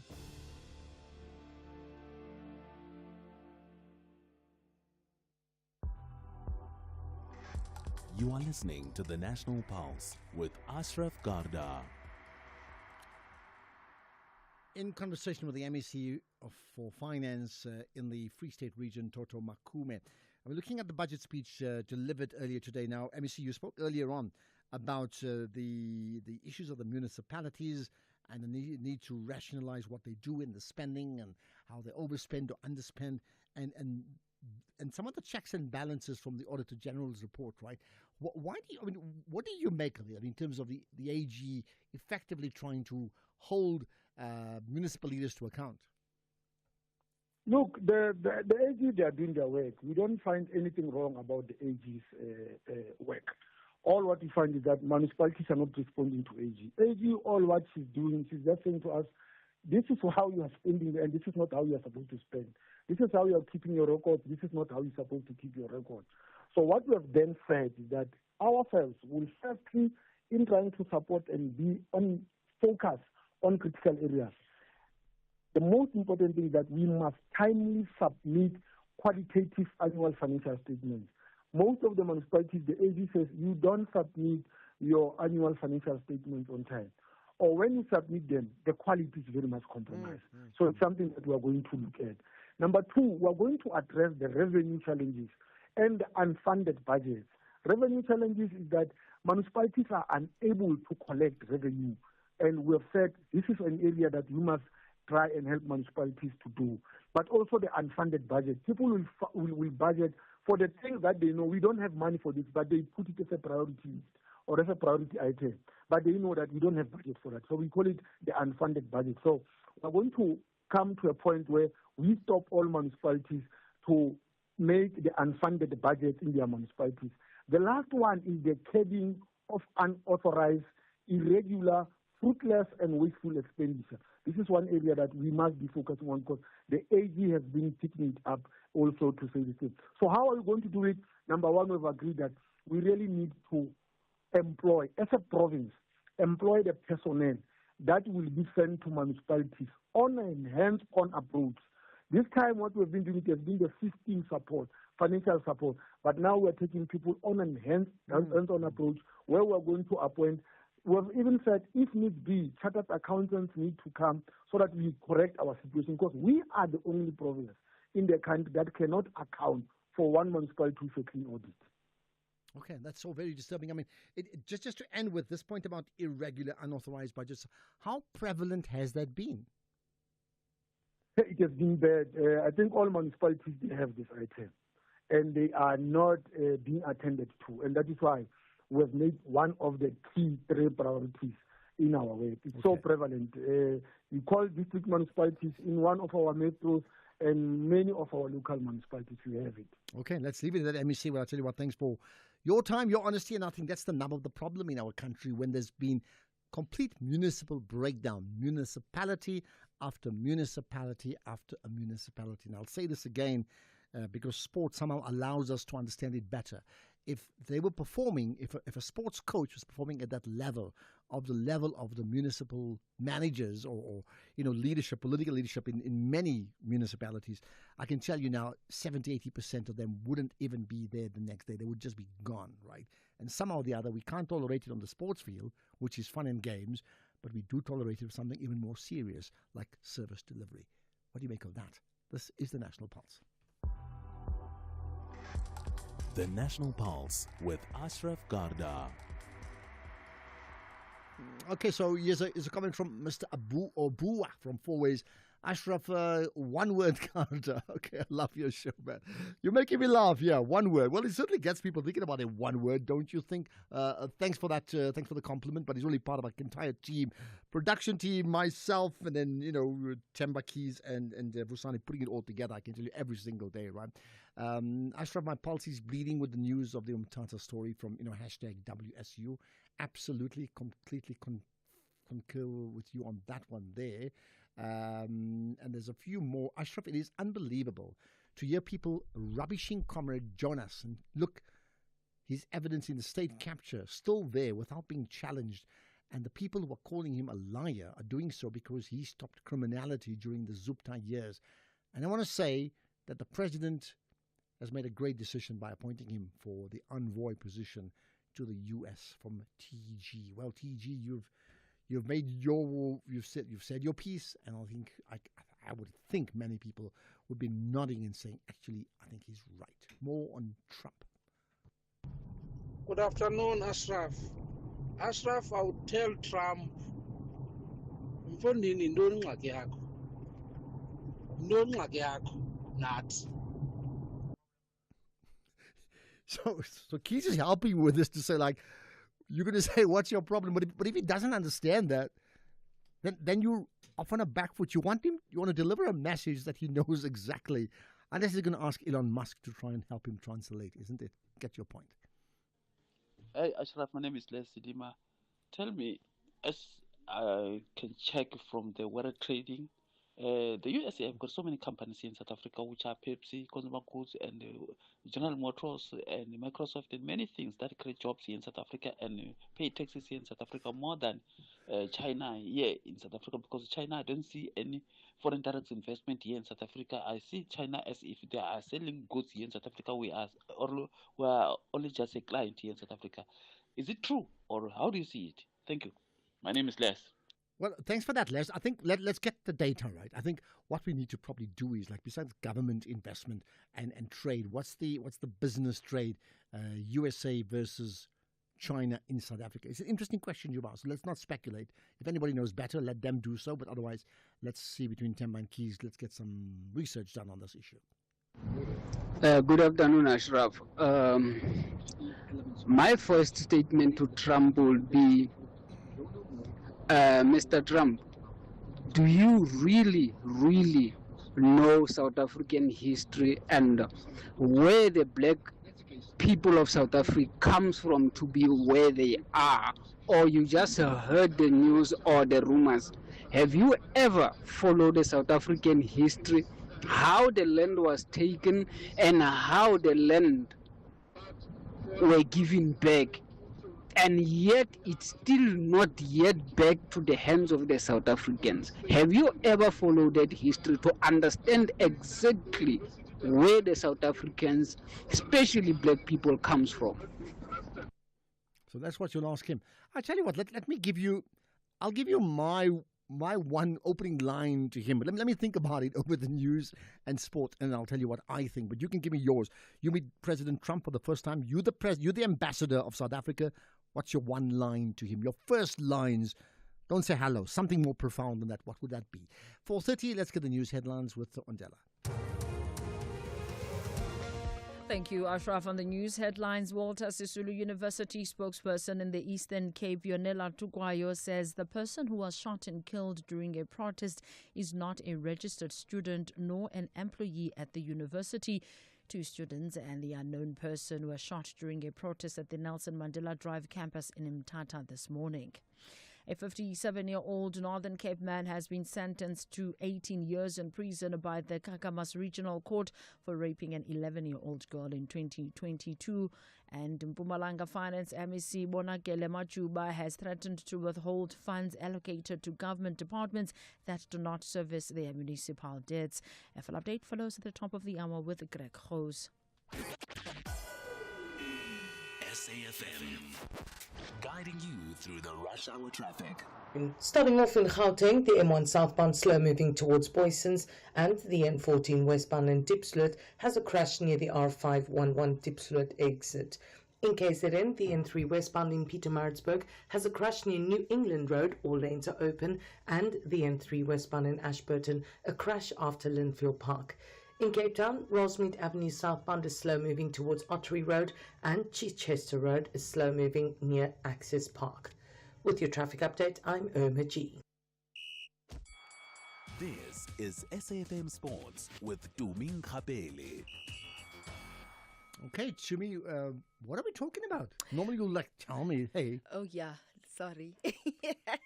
Don't talk about the Morocco, the South African coach in Morocco again. No, absolutely not. I'm starting with a historic tip where Stellenbosch FC have achieved a historic milestone by being in the CAF rankings for the first time. Stellenbosch are in 21st place after a great showing on both the domestic and continental stage. Obviously, a very incredible achievement for the Cape Winelands side as they join Mamelodi Sundowns, who are second, and Orlando Pirates 15th. as the only South African clubs in CAF's top 30 ranked sides.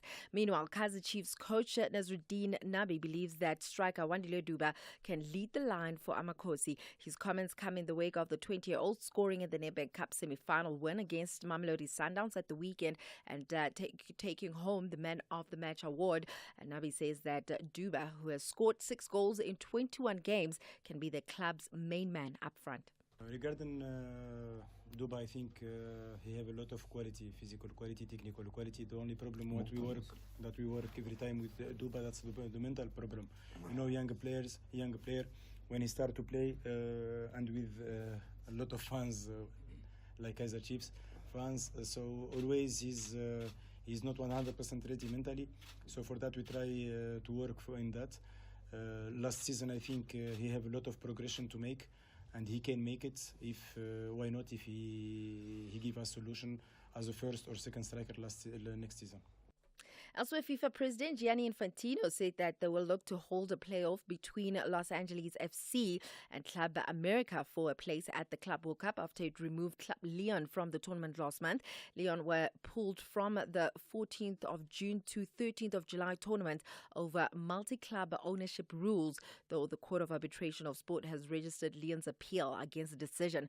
World Soccer's governing body has paid around 1 billion rand prize money that will be on offer at the expanded 32-team competition. In basketball, Nigeria's Rivers Hoopers and Al Ittihad of Egypt have become the first 2 teams to qualify for the Basketball Africa League's playoffs and finals in South Africa in June.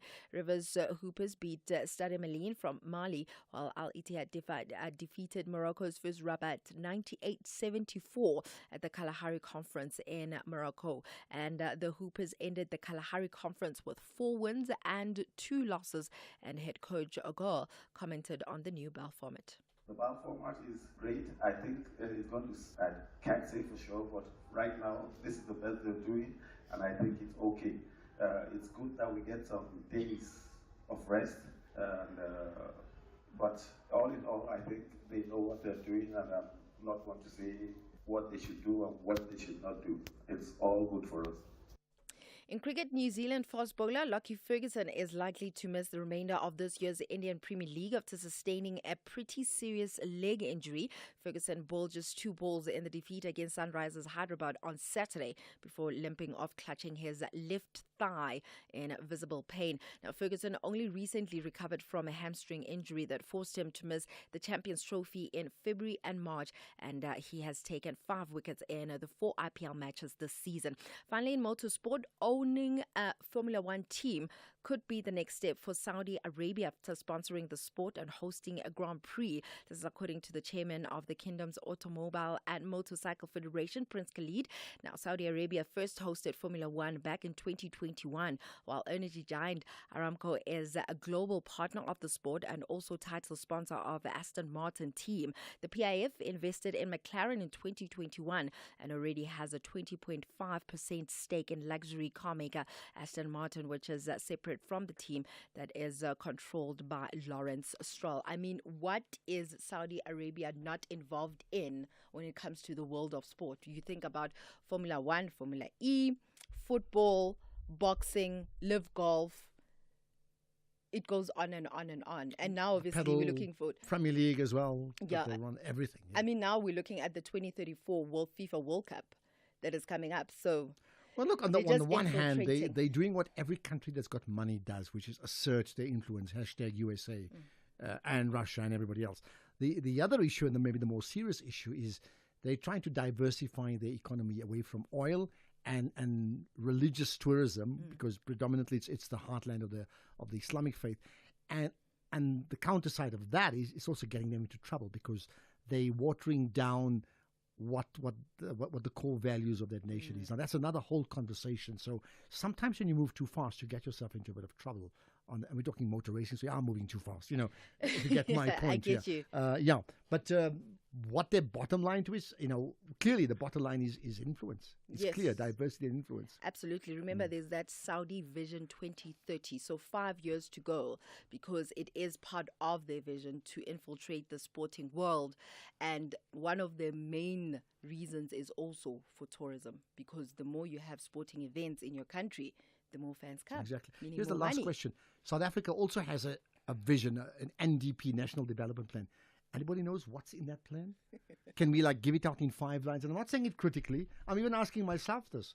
Can I give off the plan like a Freedom Charter in 5 lines? If I can't, that means we as the public, we can't embrace it. And if we don't embrace it, because it's not that easy to understand, then we have a problem. Communication is everything. I'll have more in the next hour. The Toffees want to convert pressure to pleasure by claiming maximum points against the reigning champions. To put Everton level, he certainly does. No mistake. Beautifully done by Iliman Andai. But the citizens are not interested in any outcome but victory. And there's Grealish, and inside 2 minutes, City are in front. And Jack Grealish, his first Premier League. This is the Premier League. Witness the mouth-watering clash between Everton FC and Manchester City FC on Saturday 19 April at 3:30 p.m. live on S3. Also available at your fingertips on SABC Plus. Proudly brought to you by SABC Sport. For the love of the game.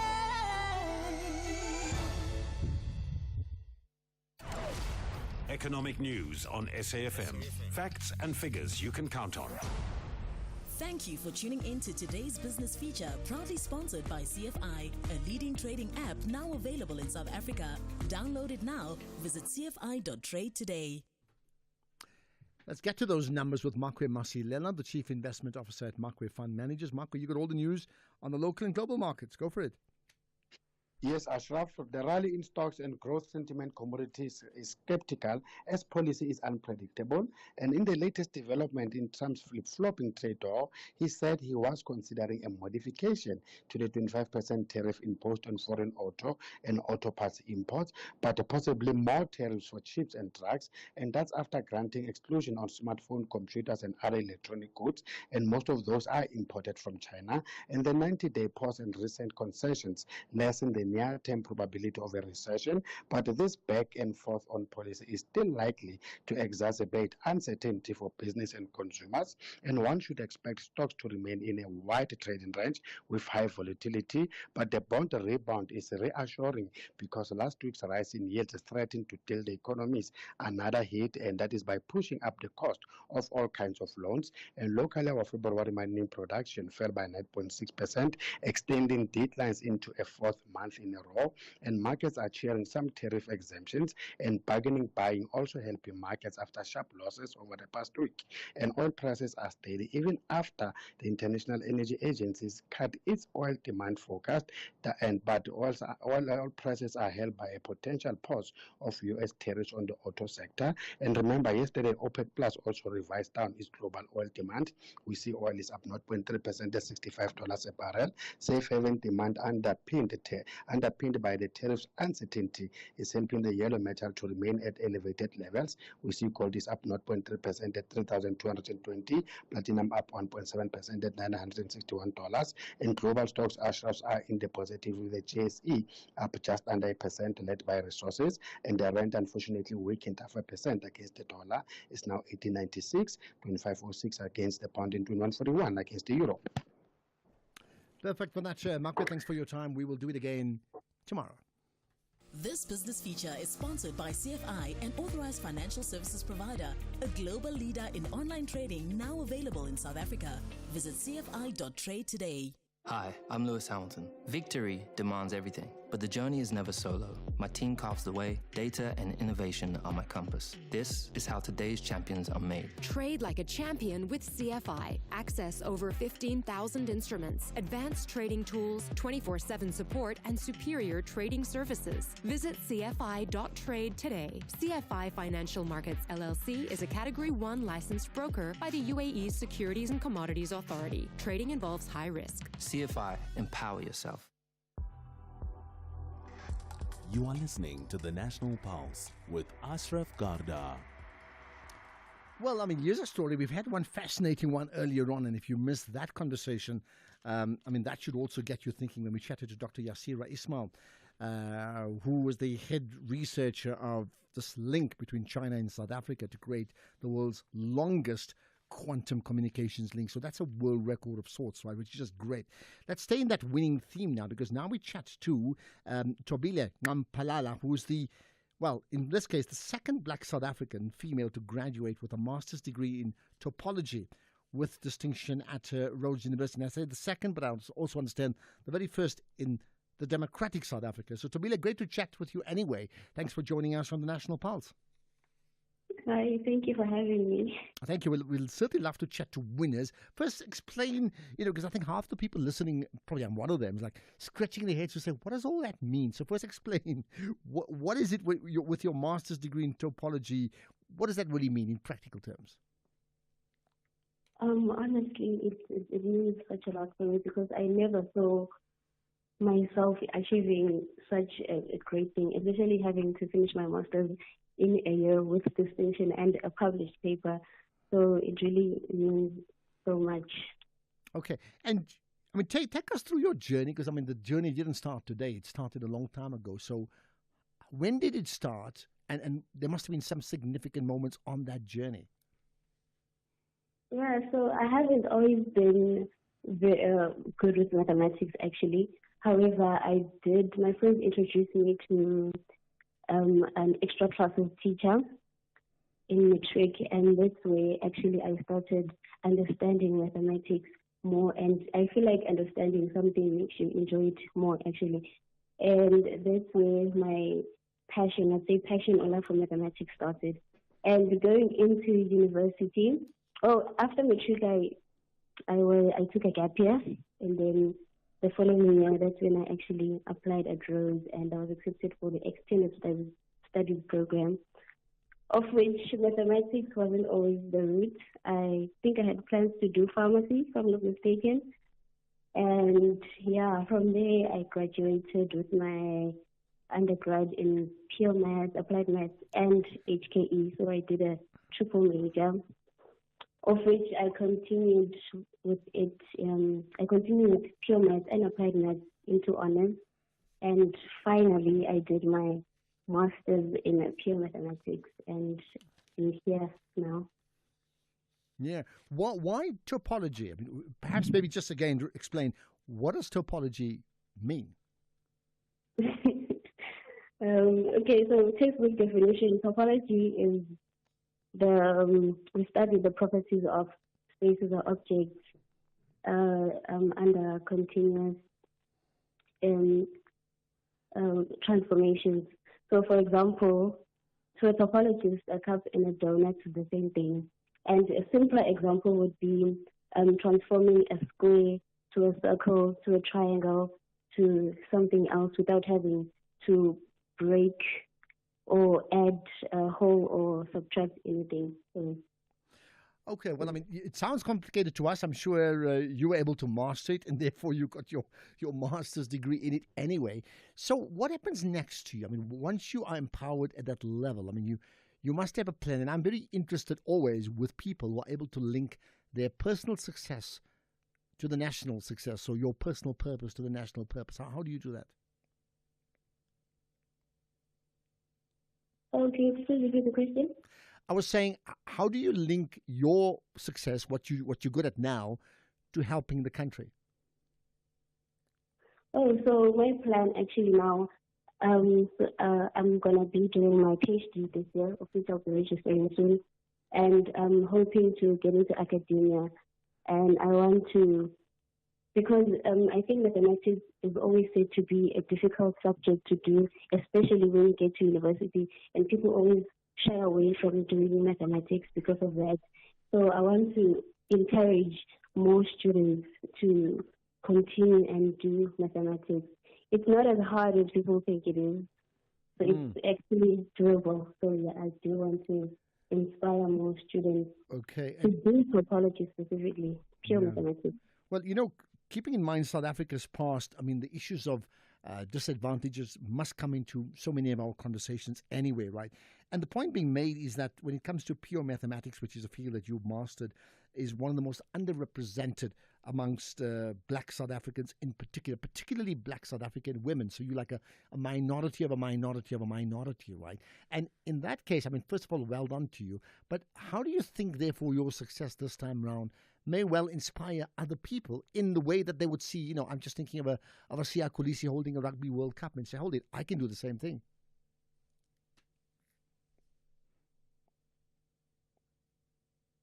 Thobela, yeah? Oh, yes, I'm here.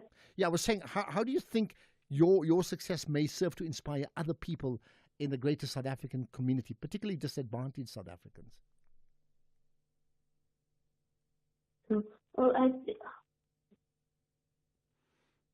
Yeah, do we still have you there? I think that's yes, right. I'm here. I'm just trying to understand the question. No, I was saying, do you think, how are you inspiring your community? Are they inspired by what you've done now? Can you share anything with us?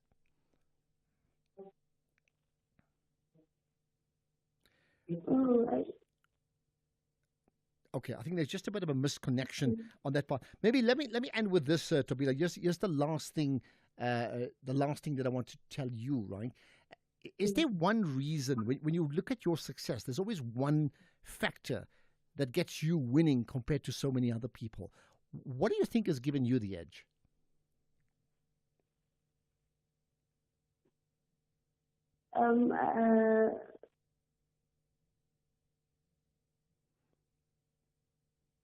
Yeah. Can you repeat the question? No, I was saying you clearly have, of all the gifts you've got in the world, what's your one biggest gift?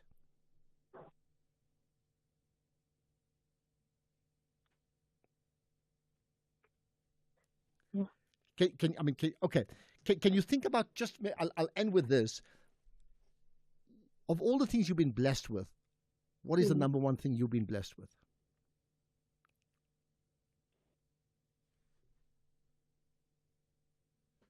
I think I'd say I've been blessed with, I can say, the people around me, my family, and my support system. And don't we all wish we had that support system? Well, you have it. You've taken advantage of it for the best benefit of yourself, the community, and the country. So really wonderful to talk to you, and well done on becoming this South African, just the first in democratic South Africa to be acknowledged with a master's degree in anthropology with distinction at Rhodes University. So thank you for your time. That's Thobela Mphalala. And that first person, by the way, just to know, because I've referenced that from 33 odd years ago, is Dr. Phetiwe Matutu, who is the Chief Executive Officer of University South Africa even now. And that happened 33 years ago. Wow. Nice to talk about winning stories for a change, don't you think? This is the National Pulse. We've upgraded. Our new GIS-linked national address database lets us connect with you better than ever before. By visualizing licensed and unlicensed households nationwide, we can ensure timely communication. Our payment reminders are a crucial tool to help you stay compliant and avoid penalties, empowering you to take proactive steps. Efficient electronic communication helps us collect fees seamlessly, bolstering the SABC's mandate in line with Section 27 of the Broadcasting Act. TV licenses. Pay yours, make a difference.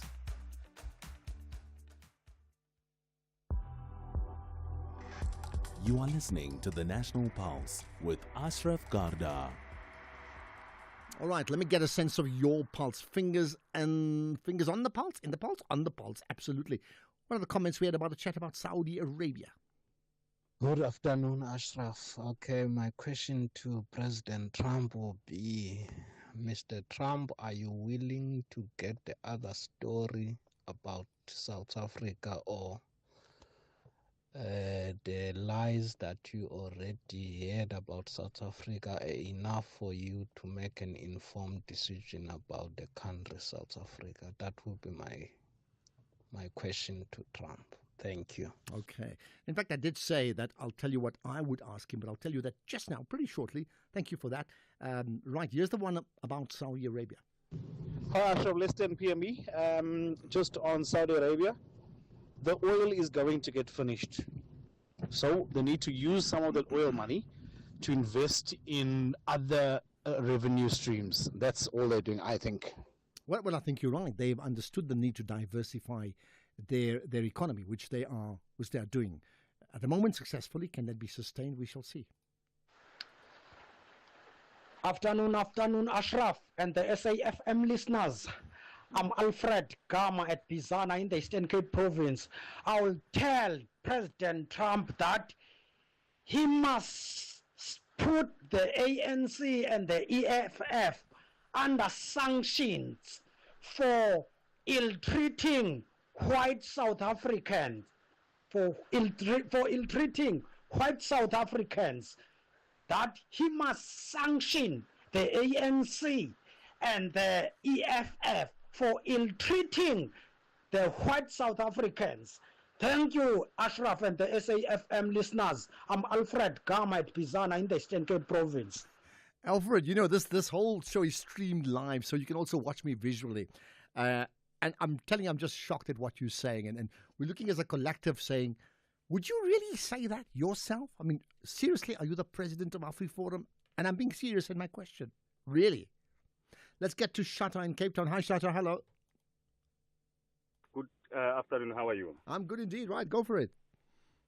I'm good. Ashraf, there's these talks that are going on, especially in, when black people are talking about the land in South Africa, in Africa in general, where, white people will come in here and try to pass out this message that, black Africans were not here first, Khoisans were here. Who are Khoisans? Khoisans are black people. And one other thing is that I cannot come to your house, to your doorstep, Ashraf, knock there, and if your daughter, who is your second born probably, opens for me, I tell you that she's your firstborn because she's the first person I met when I got to your house. Mm-hmm. How does a European come to Africa and try to tell Africans when Africans are talking about their land and tell Africans who was the first person where? You come into Africa, you don't know what's happening in Africa, and you want to determine to suit your own agenda that no, you are not the first here. That one was the first here. I mean, and this thing is growing to a point whereby even our young brothers and sisters are starting to think that they do not belong here. Khoisans were the first people here. Education is needed amongst ourselves as African people to actually reject this propaganda that's coming with these people when they're talking about land. Okay, but that I mean, we don't belong here. All right, but Shatta, even if as you said, the Khoisan were the first, right? Then you say they're black people anyway, right? But so does it actually matter? I mean, the point is, you're right about the one point. We can go through years and years talking about who's first. I think the issue is like, what do we have now? How do we build a nation with all the complexities? And we have complexities. By the way, just like the USA, they've got serious complexities. If they go back to who was there first, you know exactly what the answer to that one is, right? So, Shatta, I hear your point. Thank you for that. Let's get another comment on Trump. Good afternoon, Ashraf. If I had a chance to meet with Donald Trump, President Donald Trump, I would ask him, are there no less extreme measures to communicate his message? That would be my opening line. And that's it. You're so mild. Okay, got that. Right, here's this one could be interesting. Good afternoon, Ashraf. As long as Julius Malema uses the word kill the whatever, kill the boer, kill the farmer, and the Constitutional Court finds that it's not hate speech, Trump is not going to let go of this, guys, and I have no problem saying he's 100% correct. We allow people to say kill other people, and we think that's very funny. I hear you, and I think, I mean, there are many people who do suggest that, honestly, what's the purpose of that song in today's South Africa? And there are many people who believe, like, honestly, if you're saying it's symbolical, then why even sing it now? On the other hand, with regard to Donald Trump, your question, where it falls flat is that, I mean, does he apply the same standards to every other country in the world? He stands on so many countries that we repeated. He does not apply those standards, not at all. In fact, he thinks of these other pieces of land as just piecemeal. I'll take this, I'll take that. He said that. I'm saying that now. And as for what I would say to the current American, the head of the current regime in America, I will not call him by his name. He does not deserve our energy in any way, shape, or form. So I wouldn't bother saying anything to him. So why would you be going there? I'm just trying to work out giving him the silent treatment. That would be amazing. Hi, Ashraf. Good afternoon, Mafuta again. Ashraf, here's me representing the Republic of SA to the US. Mr. President, it is an honor to come before you to present my credentials as a representative of the people in the Republic of South Africa.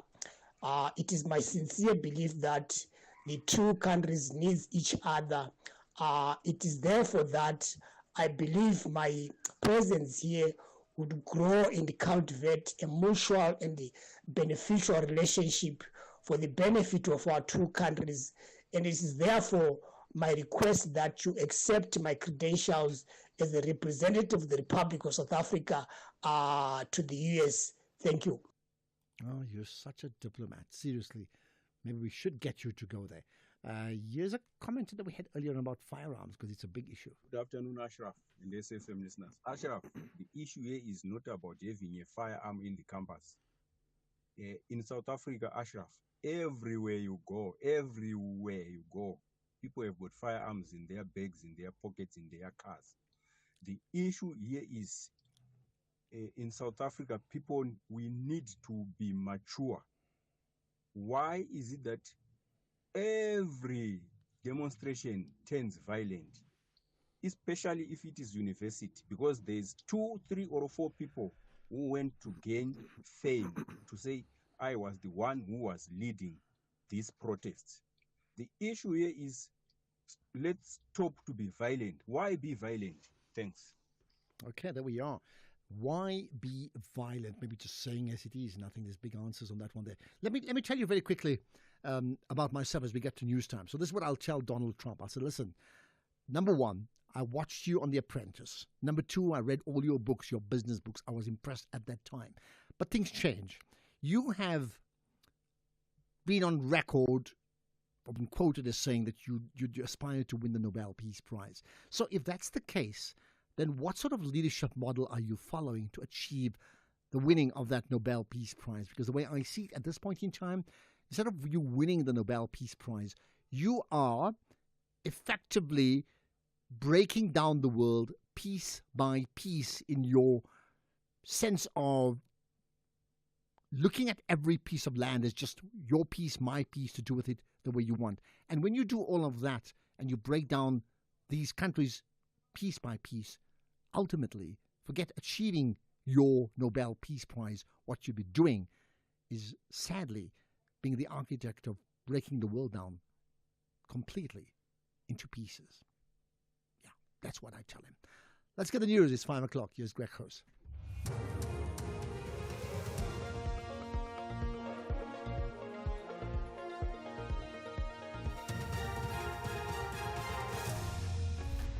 Thank you, Ashraf. In this news update, University speaks on protest shooting in Zuckerberg appears in court.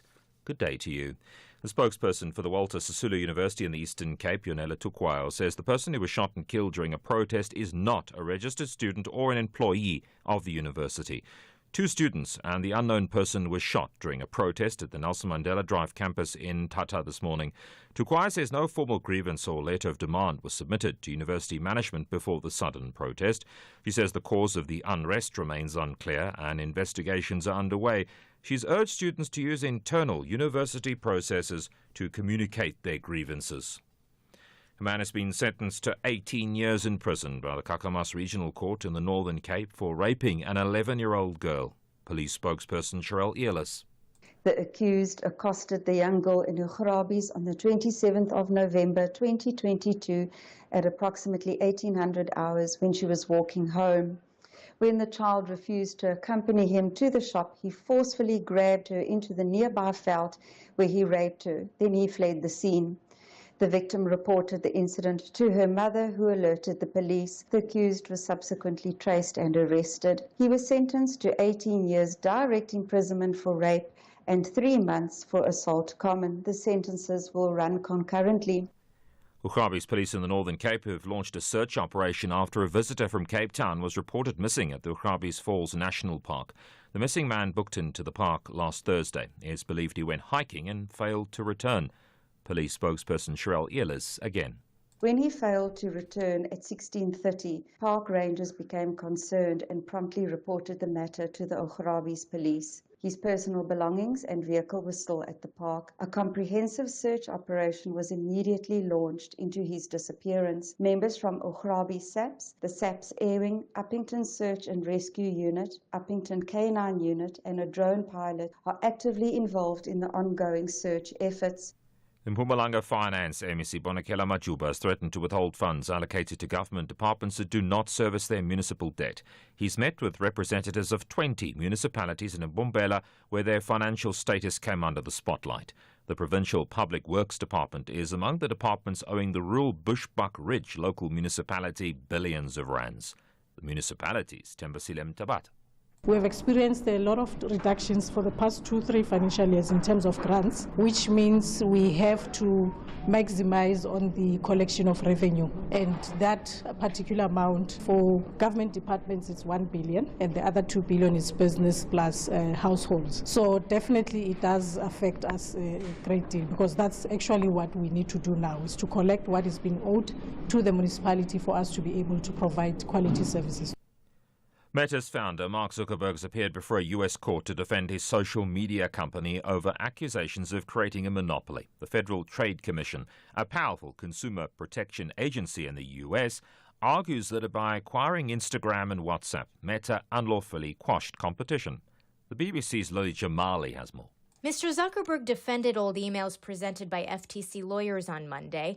One email from 2011 shows Mr. Zuckerberg expressing concern about how quickly the photo-sharing app Instagram was growing, and later saying it would take too long for Facebook to catch up. His company bought Instagram in 2012 before acquiring WhatsApp 2 years later. On the stand, Meta's CEO called the correspondence relatively early conversations about buying Instagram. He says he wanted its camera technology, not its social network, which competed with Facebook. The top story, the spokesperson for the Walter Sisulu University says the person who was shot and killed during a protest is not a registered student or an employee of the university. That's SAFM News. I'm Greg Goes. In sports this hour, CONCACAF opposes 64-team World Cup plans for 2030. Rivers Hoopers Al Ittihad qualify for BAL finals in South Africa, and team ownership could be next F1 step for Saudi Arabia. More details at 5:30. SAFM, guiding you through the rush hour traffic. Good afternoon. Starting off in Gauteng, the N1 southbound in Midrand is queuing towards Buccleuch interchange. The M1 northbound queuing towards Woodmead Drive. In KZN, the N3 is flooding reported near the M13 Paradise Valley interchange, so approach with caution. And the N3 westbound has heavy traffic towards Cliffdale. In Cape Town, the N2 outbound slow moving towards the R300 highway, and the M5 southbound queuing towards the N2 highway. With your traffic update, I'm Irma G. Stay safe on the roads. SAFM is with you. Whether it is a CCMA referral, problems with a mechanic, or unfair blacklisting, Clientele legal plans are affordable, and you receive up to 670,000 rands worth of legal services per year. We cover civil, criminal, and labor-related matters. Our legal team will be your support 24 hours a day. SMS SAFM to 32195. That's SAFM to 32195. Clientele General is an authorized FSP and a licensed non-life insurer. T's and C's online. Standard rates apply.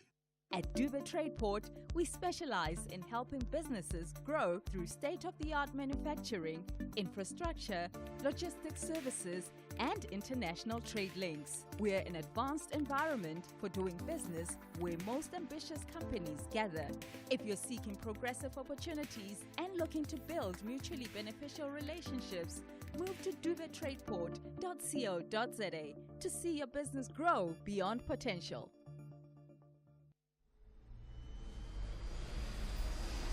Switch to stream with SABC Plus. No subscription fees. Stream anywhere, anytime. 0 subscription fees. Download SABC Plus on Android or iOS and watch the Betway Premier Soccer League, the English Premier League, and the Bundesliga live. You can also catch up with Uzalo, Skim Sam, Generations on demand and listen to your favorite radio stations live. Ukhozi, Umhlobo Wenene, Radio 2000 and 5FM, all for free. Switch to stream with SABC Plus now. No subscription fees. Stream anywhere, anytime with SABC Plus.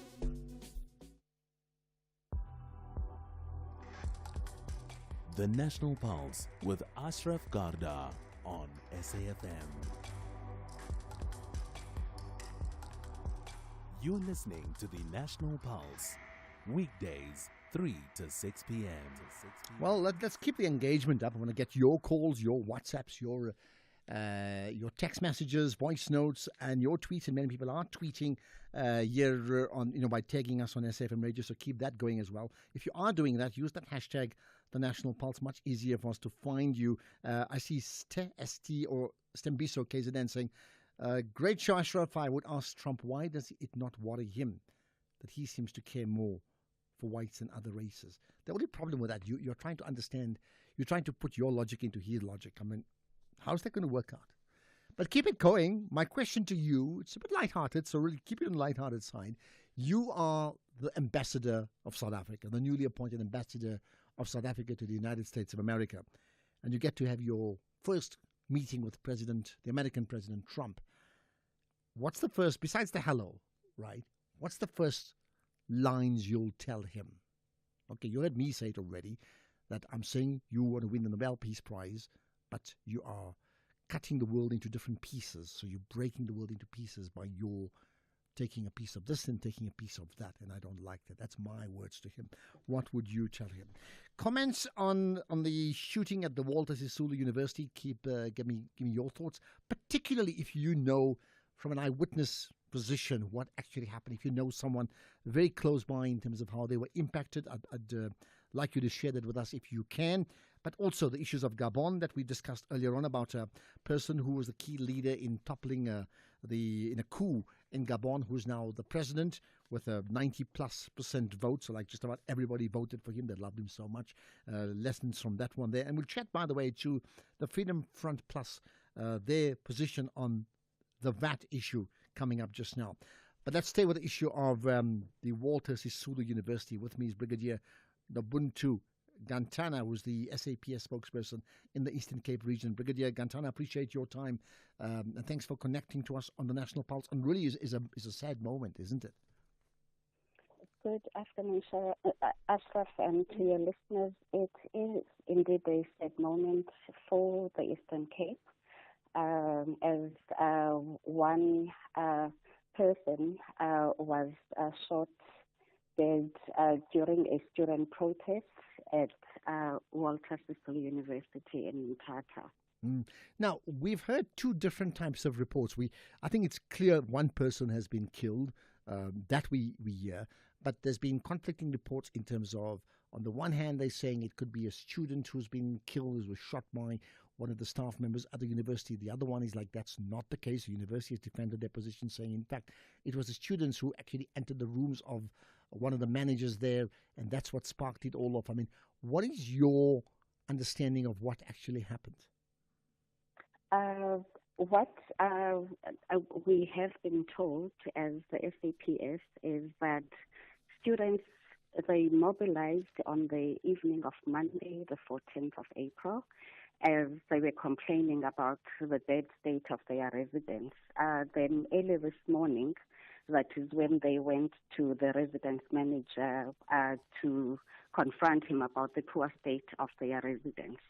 So from this altercation, this is when the residence manager then allegedly shot two male, we were told it's male students at the time, and even now, we are still to determine whether the deceased was actually a student at the Walter Sisulu University, and another one was also injured during this incident. All right, so that's what you've heard, that in fact the residence manager shot the two students, right? Now, the other position around the same issue is that in fact he may have done that in self-defense because they effectively stormed his residence. They almost talked about it as a home invasion. I mean, how much truth to that? At the moment, the police are currently conducting a preliminary investigation. This is to determine the circumstances that are surrounding this case and that have led to the shooting. So at this point in time, it would be preemptive of me to actually state with certainty as to what actually transpired this morning, Ashraf. Okay. Has anybody been questioned from the residence manager to the others? Have they been questioned by the police? The police, before I went on air, they had been busy because what actually happened is that they delayed to even enter the campus because the students would not allow them inside. So they only just managed to get to the crime scene this afternoon. So which means that they were busy this afternoon conducting interviews with some witnesses that are the students and the management at the campus. So before you called me, I was actually about to get a report because they are in a meeting as we are speaking. So I was going to get feedback as to what transpired from the interviews that they conducted. Okay. So to confirm then, at this point in time, nobody's been actually taken into custody. Is that correct? That is correct. No arrests have been made at the moment. Okay. And the investigation is still underway, yes. What is your sense then about the mood of the students now? Because we can debate who did what and who said what and who shot whatever. The reality is some people are injured and a person has died, right? And that would be, obviously, in this case here, a fellow student, although I think there's been some debate about the identity of that person, whether the person was a student or not. What then is the mood of the students on campus at the moment? Were you able to ascertain that? I was told by my colleagues that the mood is one of anger and anxiety, and for some, one could say it's fear and panic.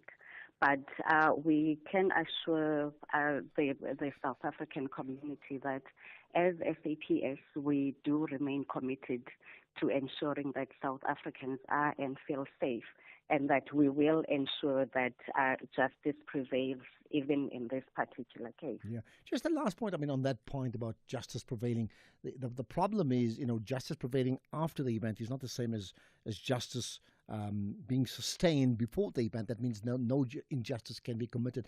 I'm saying that because there's a sense in many incidences, not just this one, that if a person wants to commit an act of crime like shooting someone, whether it's in self-defense or whether it's preemptive, right? There's almost nothing that other people can do about it. It's going to happen. Could you repeat that question? I think I might have missed. I was saying there's a sense that in so many incidences, not just in this one, that if people have guns and if they are then hell-bent on wanting to commit an act that could well be criminal, whether in terms of shooting someone, whether it's in self-defense or even being proactive around it, right? There's nothing to stop it happening. That means too much of the no stone unturned is done after the event, very little preventative action around changing the habits of people. I think that one would actually depend on the habits of the people, as you are saying, because as the police, ours is always to maintain law and order, and ours is to always try and maintain that law and order and to ensure that our communities feel safe.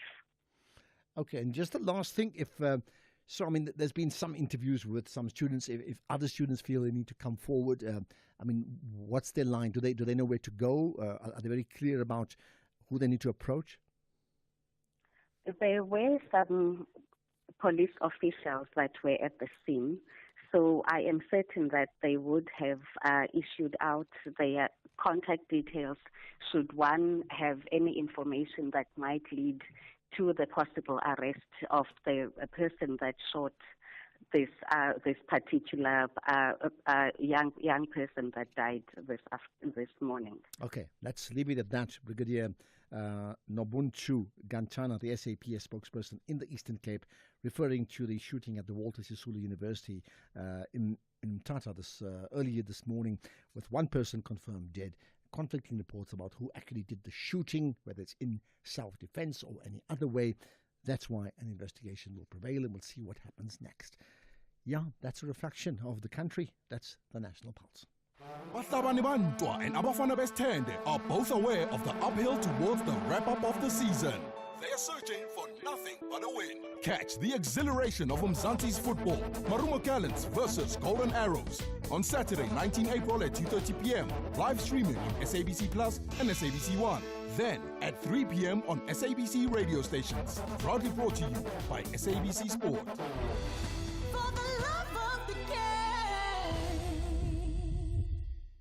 First Take SA, 5 to 6 a.m.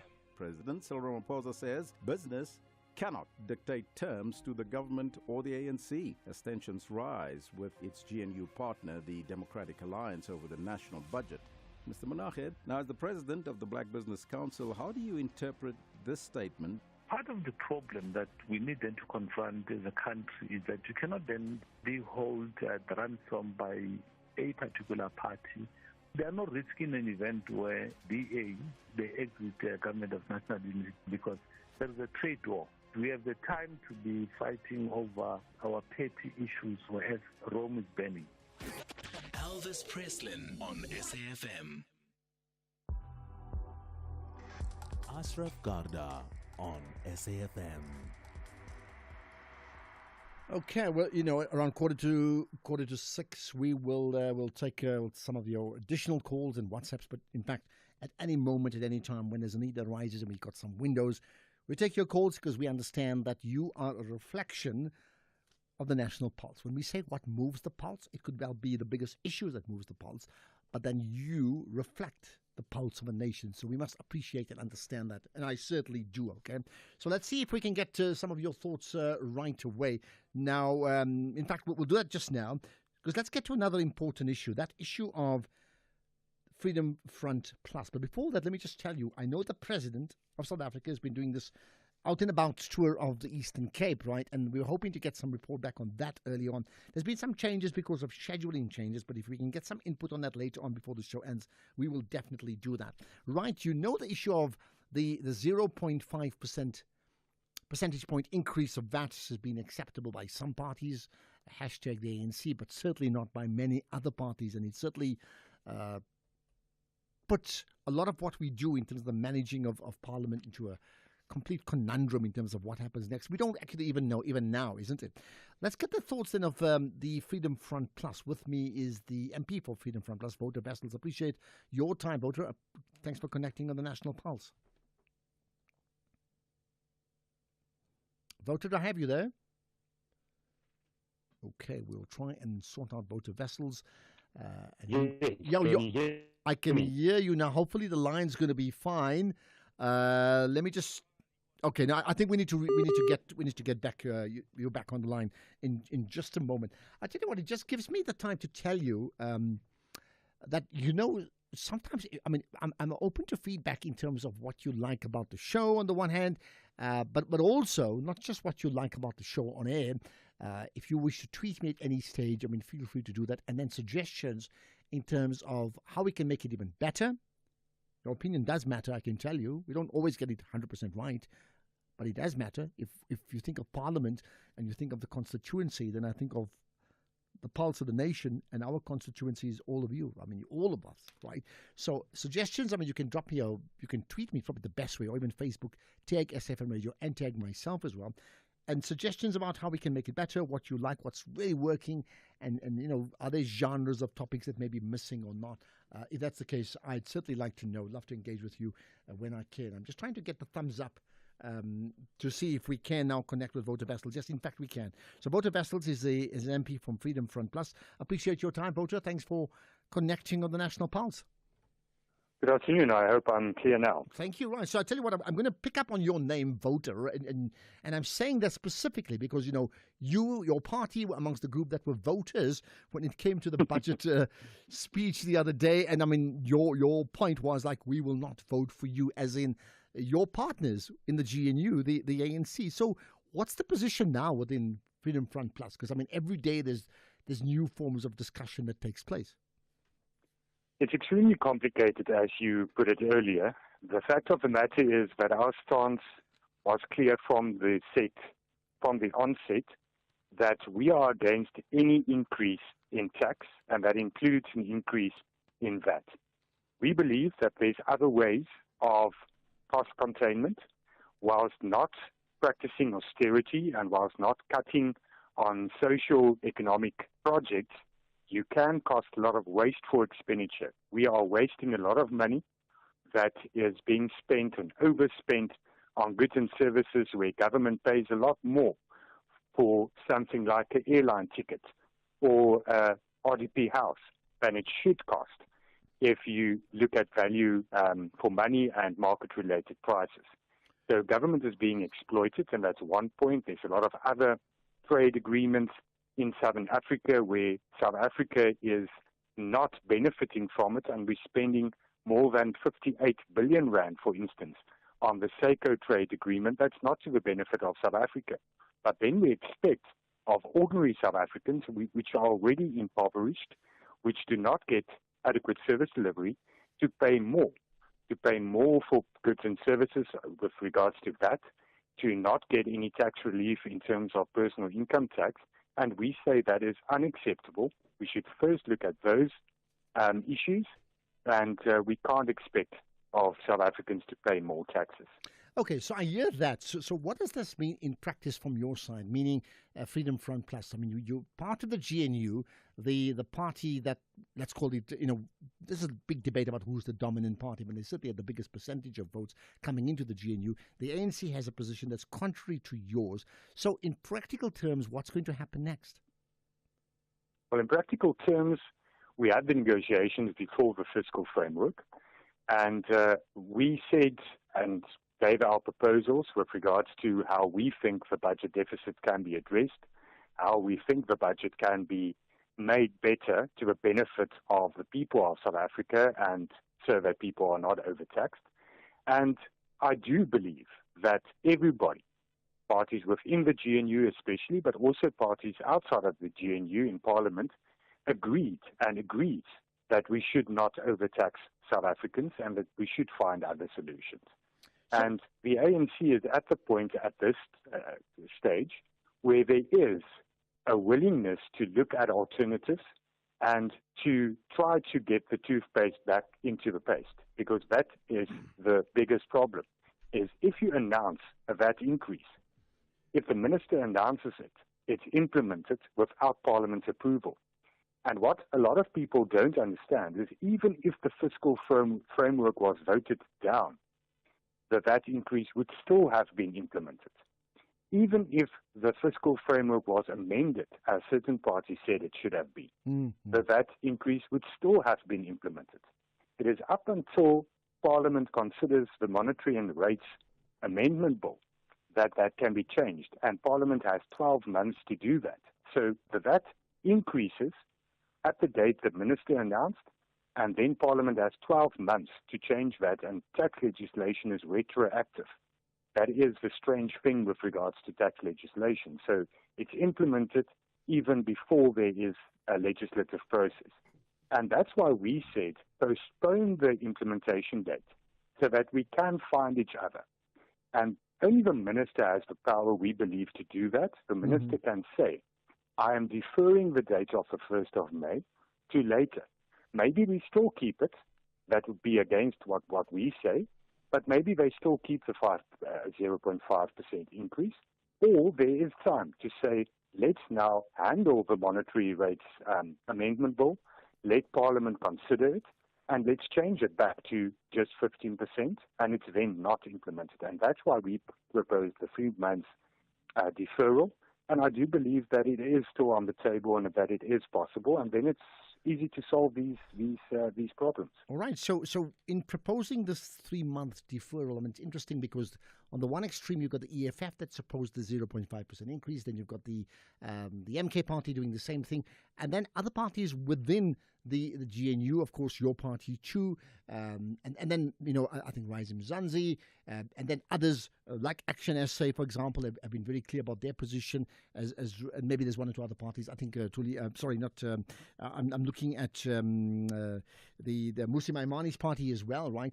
So do you get a sense, therefore, when you talk about this coming together of talks? I mean, so share with us when you say there's a sense that maybe a deal will be struck, and what then is the trade-off? Because that was your first point. How do you avoid the increase of 0.5% on the one hand without compromising the important service delivery issues that government needs imminently? Now, there could be long-term plans, I understand, about some of the great reforms we need to have and cut out corruption and all that sort of thing, but there's an imminent need for departments to have funds to be able to operate. So how do we manage that?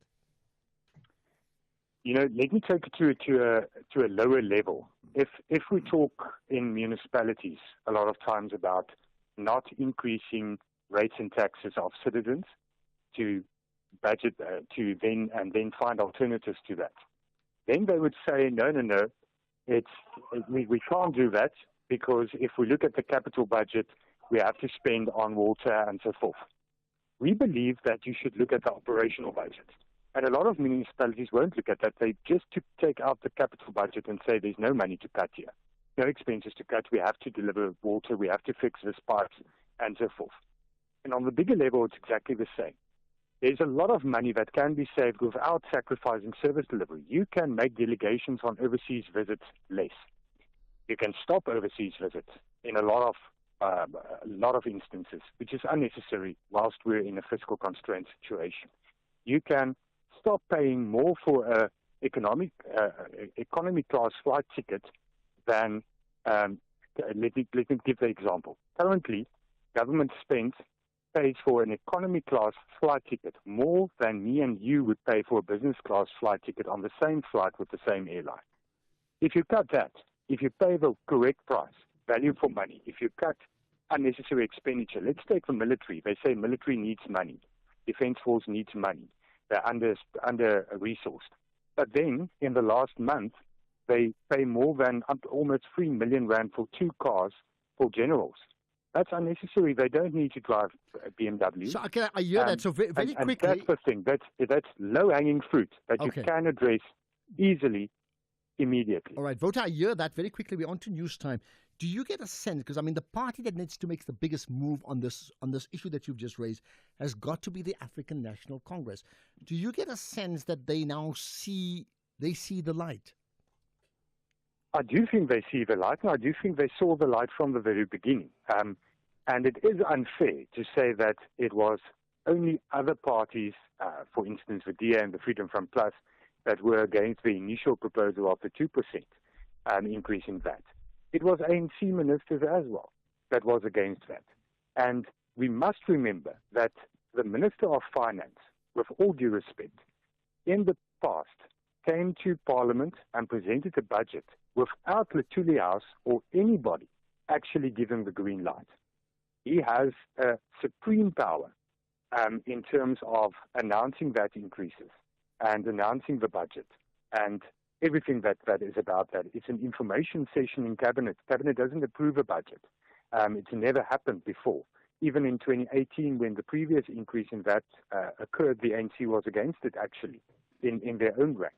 So I think the multi-party sense of this government created the opportunity where there's a rethink about this only Treasury deciding on the economic policy of the country. We need more input, and that's where we are. And I do believe that the ANC is coming to the party to say, let's get other solutions, let's not overtax South Africans, and let us stop this VAT increase. And I do believe that they have the sense of doing that. Well, let's see if you are right. Wouter Wessels, the MP for Freedom Front Plus, pushing for a move to move VAT from a position of plus increase to a zero increase. This is the National Pulse. Let's get the news headlines. Here's Greg House. A quick look at the headlines. Accused number one in the Jocelyn Smith trial has told the High Court sitting at Saldanha in the Western Cape that he lied about his confession. The spokesperson for the Walter Sisulu University says the person who was shot and killed during a protest is not a registered student or an employee of the university. And China's accused the US National Security Agency of launching advanced cyber attacks on essential industries during the Asia Winter Games.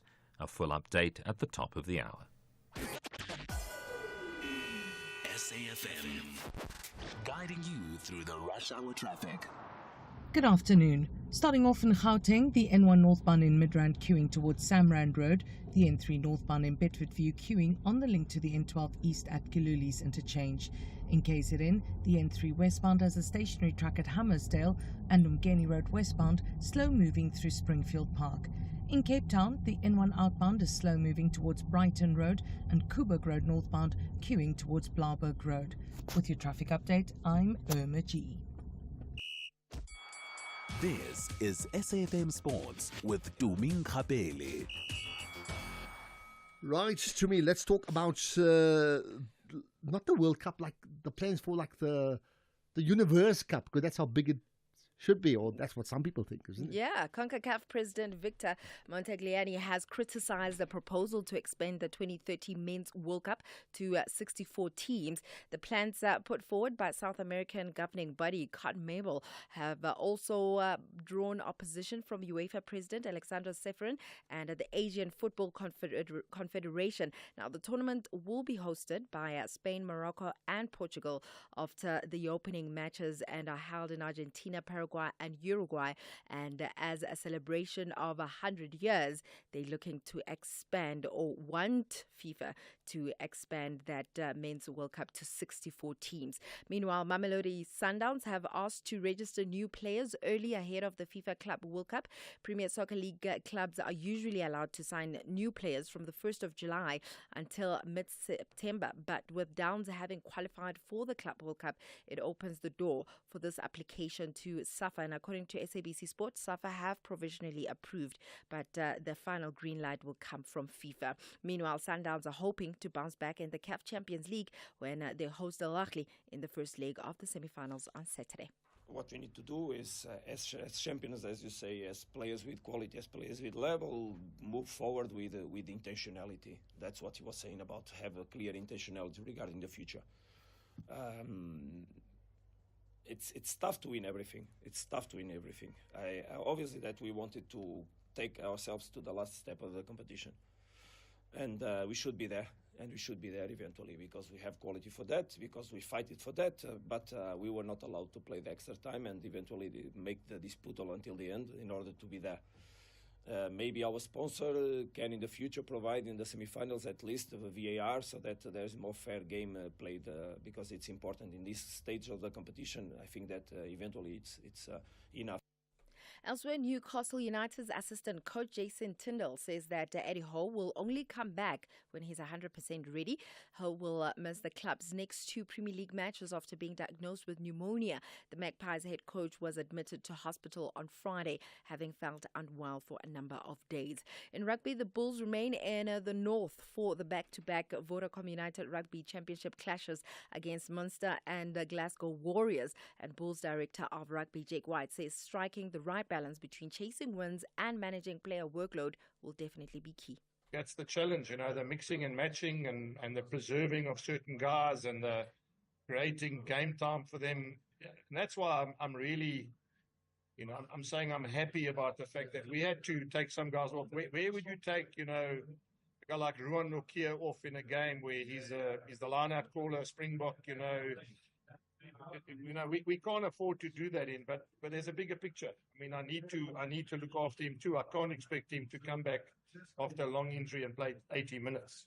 As much as I'd love to have kept him on the field, same as Wilco Lowe, he can't play 80 minutes. The same as, Caden Moody needed to get on the field. So it's a juggling act, and sometimes you get it right, sometimes you get it wrong. In tennis, world number 2 Carlos Alcaraz has lashed out at his critics after winning the Monte Carlo Masters at the weekend. The 21-year-old is gearing up for his French Open title defense next month, but has struggled for consistency at times this year, including suffering an early exit at the Miami Open in March. The 4-time Grand Slam winner continues his clay court preparation this week at the Barcelona Open, where he's aiming for a third triumph, and Alcaraz has admitted that he's not at his best. However, he's looking forward to improving his form. In basketball, Nigeria's Rivers Hoopers and Al Ittihad of Egypt have become the first 2 teams to qualify for the Basketball Africa League playoffs and finals in South Africa in June. Rivers Hoopers beat Stade Malien from Mali, and Al Ittihad defeated Morocco's Fuz Rabat 98-74 at the Kalahari Conference in Morocco last night. Now, the Hoopers ended the Kalahari Conference with 4 wins and 2 losses, and head coach Agar commented on the new BAL format. The BAL format is great. I think it's going to, I can't say for sure, but right now this is the best they're doing, and I think it's okay. It's good that we get some days of rest, and, but all in all, I think they know what they're doing, and I'm not going to say what they should do and what they should not do. It's all good for us. In Formula One, owning a Formula One team could be the next step for Saudi Arabia after sponsoring the sport and hosting a Grand Prix. And this is according to the chairman of the kingdom's Automobile and Motorcycle Federation, Prince Khalid. Now, Saudi Arabia first hosted Formula One back in 2021, while energy giant Aramco is a global partner of the sport and also title sponsor of the Aston Martin team. The PIF invested in McLaren in 2021 and already has a 20.5% stake in luxury car maker Aston Martin, which is separate from the team that is controlled by Lawrence Stroll. On that note, it's a wrap from my side for now. However, I will be back again on Top Sport from 7 till 8, and today we're talking all things how sport is affected by these tariff increases. Oh, really? Yeah. Okay. What about how sports affected by managers? Because you asked off air earlier whether Ruben Amorim was the right coach, or has he got the wrong? Do we have the right coach or the right players, or the wrong coach or the wrong players at Manchester United? I guess that is a question to ask. Is it because he just doesn't have the right crop of players to achieve whatever he needs to achieve, or he's just not right for the club? I'll give you my thoughts. Yeah. Why isn't Rassie Erasmus the coach of the Springbok Sevens team? And why is the Springbok Sevens coach not the coach of the 15-man team? And when Ruben Amorim took over, he took on a team that was suitable for one format, called it like 20 over cricket, but not test match cricket. Yeah. And they're playing test match cricket or whichever, if you get my point. Mm-hmm. When he gets his own team, then we'll see if he's really a pretty good coach. At the moment, it's touch and go. No, it's not even touch and go. It's a mix. It's exactly that. It's players sign up for Sevens rugby playing test match rugby, something like that. Sure. They can't do it. That's it. All right, with that said, Economic news on SAFM. Facts and figures you can count on. Right, let's get to, in fact, Tumi spoke about tariffs, and I think that's something that Jimmy Moya will normally talk about tariffs every single day. I have no doubt about that. But Jimmy, your show comes up 6 to 7, and I'm trying to check out. I wonder what's going to be on your show today. And as we think about it, you spoke about tariffs and players. What about luxury goods? Tell me about that. Good afternoon, Ashraf. Good afternoon to the listeners. Yes, we're going to be taking a look at the world of luxury. LVMH dropped their results, or gave us an update rather on the performance that they had over the first quarter of the year. And obviously that doesn't take into account the tariffs, but I know that another luxury brand in the form of Hermes is set to drop results later in this week as well. So we're going to take a look at that.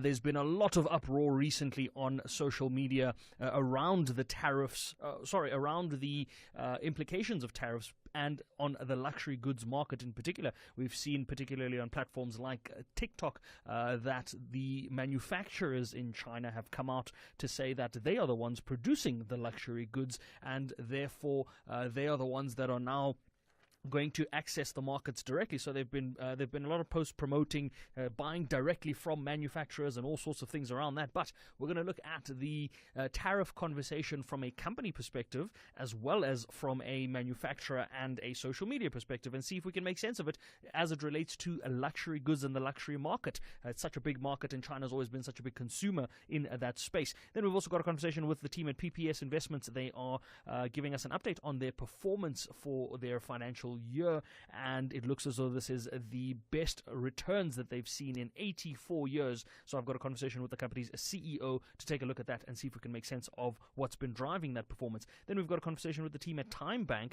around VAT phishing scams. It looks as though the VAT increase has not taken effect yet, but the scammers have already gotten ahead of the curve there. So we're going to speak to the team at TymeBank about how you can best protect yourself from those scams. Then we've got a conversation with the team at Alex Forbes around something very interesting that they're doing in the high school space. It's very rare that you see a company the size of Alex Forbes look at investing in high school chess competitions. So we're going to have a conversation around that and see what's happening there. And then because it is Tuesday, we've got Property Tuesday this week, we're going to be taking a look at rental scams and how to protect yourself from those. Before we get to all of that, let's take a look at how the markets have been moving throughout the day. It has been a better day, not as good as it was yesterday, but we do take the green across the board. Equity markets across the board, from Asian markets to European markets to even South African markets, all finishing the day in the green. US markets are of course still trading, but they are also up at the moment.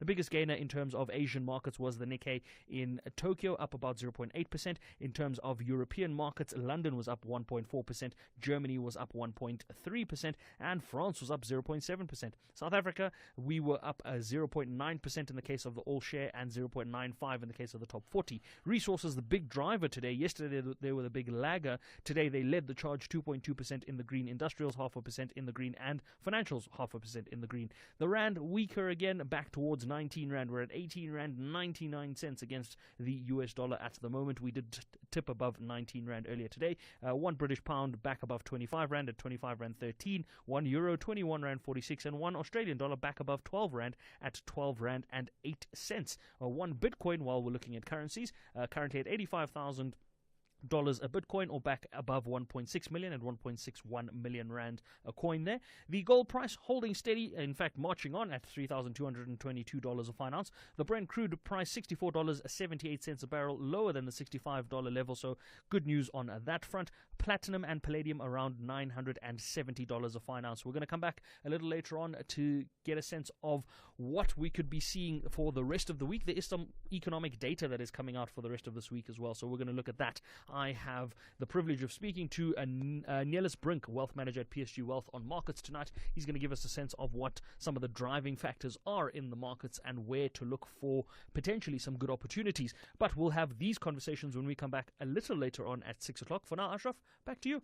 Right, perfect. I'm just thinking about the Alex Forbes story about getting into chess, sort of clearly making their move. Let's see whether they get a checkmate on that one. Thanks for that, Jimmy. Enjoy your show, 6 to 7. And then, as Tumi said, she takes over 7 to 8, talking sport on Top Sport. But we take your calls, as I want to get a sense of what your pulse rate tells you right after this. Ashraf Garda on SAFM. Right, so we, as always, just about daily, we have this diversity of opinions across the board, and let's pick up on that diversity, which certainly does then help to get us all thinking, but also gives us a good sense of exactly that. What is the nation thinking in a 3-hour session? You get what the nation thinks every single day. Good afternoon, Ashraf. It's Yanga in the VAR. Ashraf, I don't know what's this hype, about Umcebisi Jonas, because to be honest, the man is just going to a vacation, in Washington. Nothing significant that will come out of him being there. I mean, Trump has made his mind, and the only people who can convince him is the people, who lied about the country. They are the only people who can go back to him and say, well, I mean, what we said is not true. So really, there's nothing, that Mcebisi is going to do. So, let us be honest, the man is just going on a vacation. No, well, I don't think it's a vacation. I mean, you could say whether it's going to be impactful and maybe he may not be impactful. I don't think he's got the time for a vacation. And I think that the hype is the fact that he is not the ambassador, but the reason they've got this envoy is exactly because our ambassador effectively got kicked out of the USA. That's why they had to send the envoy to try and, pave the way for the return of a new ambassador and to smooth over relationships. You can't dismiss that, can you? Good afternoon, Ashraf and SFM listeners. Ashraf, the issue here is not about having a firearm in the campus. In South Africa, Ashraf, everywhere you go, people have got firearms in their bags, in their pockets, in their cars. The issue here is, in South Africa, we need to be mature. Why is it that every demonstration turns violent, especially if it is university? Because there's 2, 3, or 4 people who went to gain fame to say, I was the one who was leading these protests. The issue here is, let's stop to be violent. Why be violent? Thanks. Well, I think protest is legal when it is legal, legitimate. But you're right, many do turn violent. What's the answer? Does anybody know how do we move protests from protests, great form of activism, into non-violent, retain that position as opposed to turning violent, which I tend to agree does happen more often than not, and it's not good, is it? Right, the Easter weekend comes up soon. Holidays, driving. Afternoon, Ashraf, here as of the station. Ashraf, you see, we better be proactive than reactive. You see, the Easter holidays are around the corner. Now you find the church organizers at about evening. They waiting by the gate on Thursday. They are waiting by the gate, waiting for the driver that was doing normal duties. Started at 4 a.m. Now it's evening. They are taking him to do the night shift. It's dangerous. That we call the spread over. The driver will be tired and the bus will turn over. Tusi from Inanda, bye. Okay.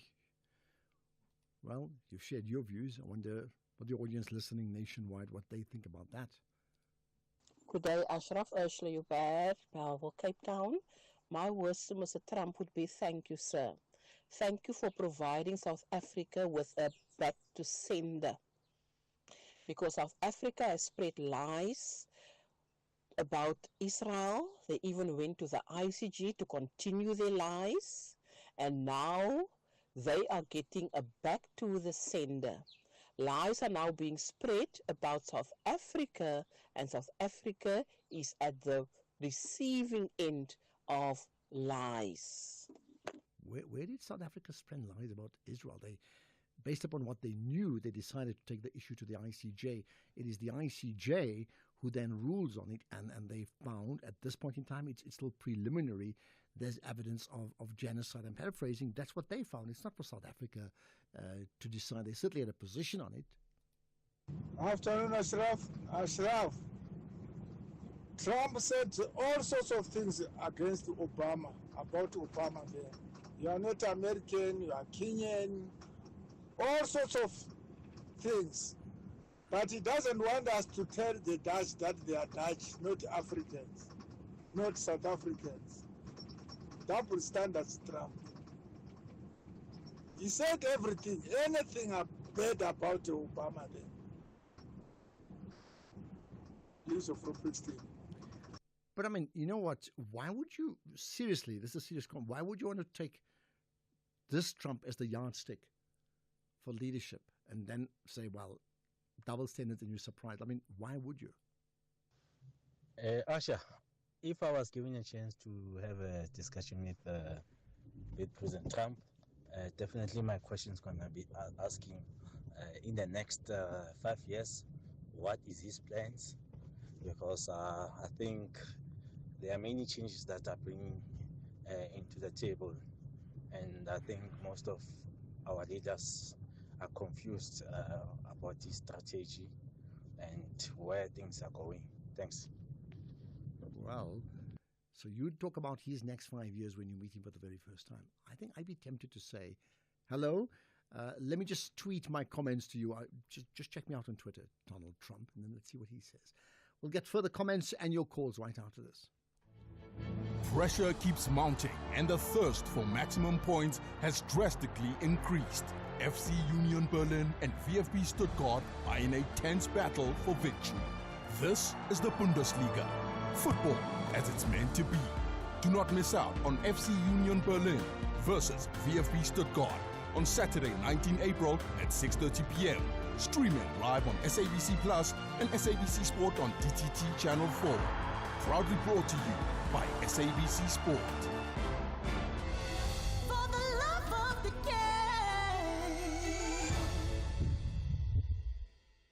The Morning Brief with Thulasizwe Simelane. When they took over this country from the National Party, unemployment was sitting at 15%. Imagine if there were no economic expansion. Unemployment would be around 6%. But there was unemployment measured within which segment of the population, Mandla? Because remember, it was segmented and fragmented, and there were portions of the population that were deliberately left out of the economy. Deliberately. Thulasizwe, you must stop being the spokesperson of this ANC tax. I could never be. Unemployment I could never be. Unemployment. Mandla, I'm engaging you. I could never be the spokesperson of these people. You don't engage this ANC tax. You don't engage them. Mandla. Yes. Unless you want to speak and then I don't engage you, none of us benefits when that happens. This is Thulasizwe Simelane on the Morning Brief. You are listening to the National Pulse with Ashraf Garda. Okay, I'll get to more WhatsApp comments in a moment. Lots of people commenting on Twitter as well. Just checking out Take SFM Radio and myself, Ashraf Garda, with that hashtag, the National Pulse. Warren in Stutterheim. Go for it, Warren. Hi. Hi, good evening, Ashraf and all listeners. Good evening. I really enjoyed and I support your comments about Trump and that. Yep. However, I'd like to add something that you can't say, and I want to say it. Okay, go now, for it. Either the media, BBC, Al Jazeera, and all the other channels are showing gross murder happening, committed by the Israelis. The Israelis, finished and clear, are murderers.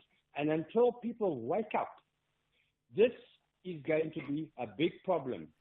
All right? We went to the ICC. I understand that.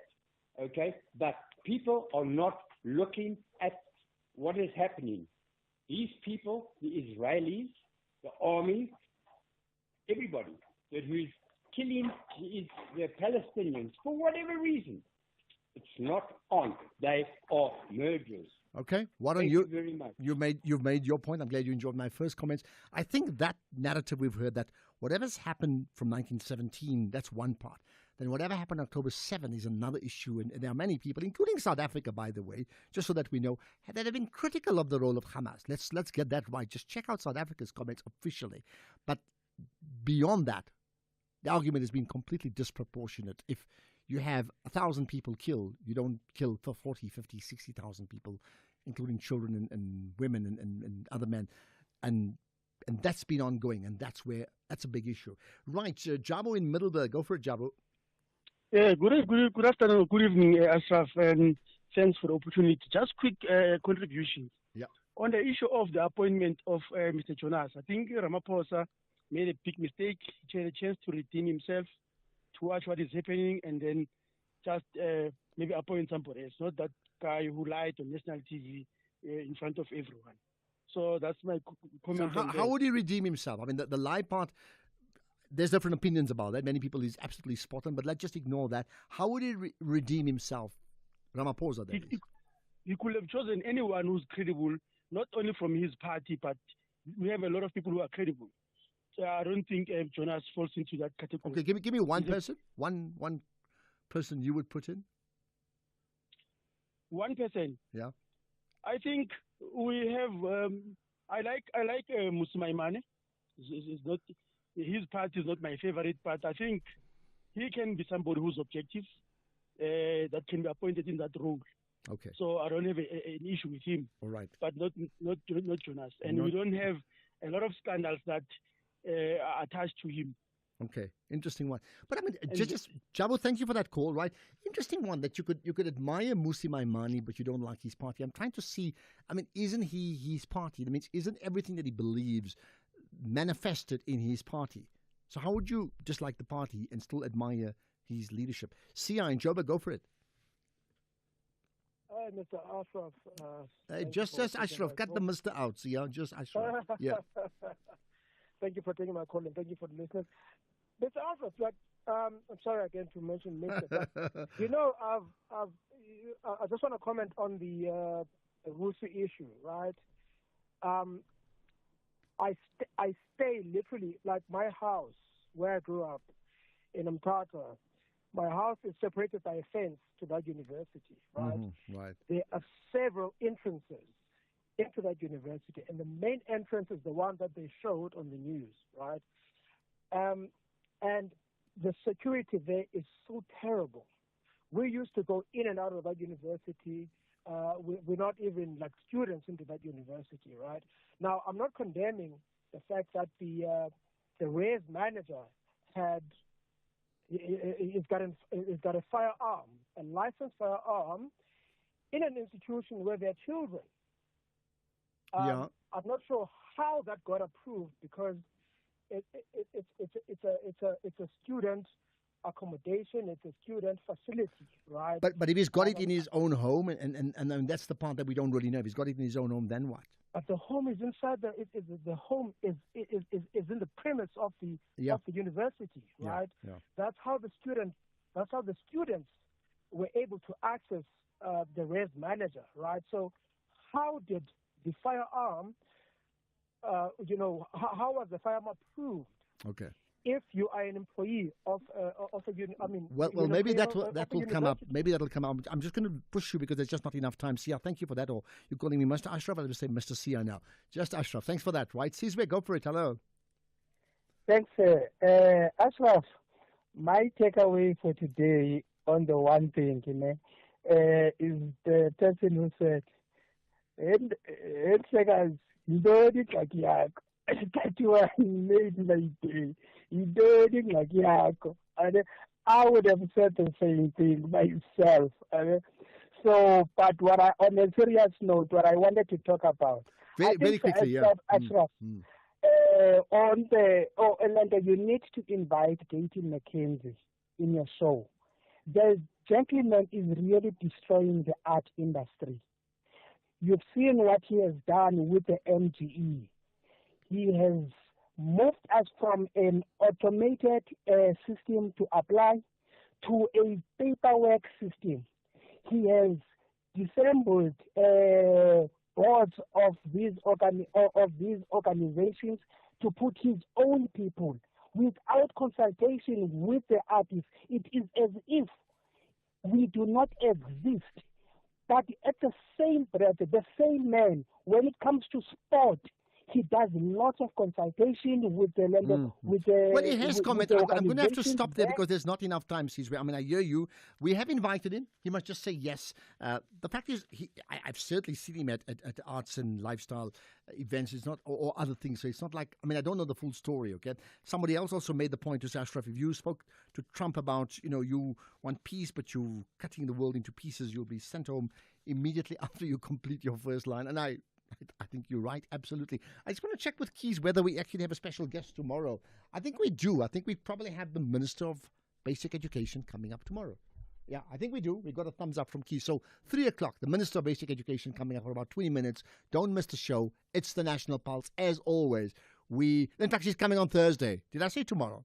Thursday, the last day before that 4-day weekend. She will be on Thursday, 3 to about 3:30. Don't miss that, right? Okay, that's the show. Thanks for listening. Goodbye. Here's Greg Host.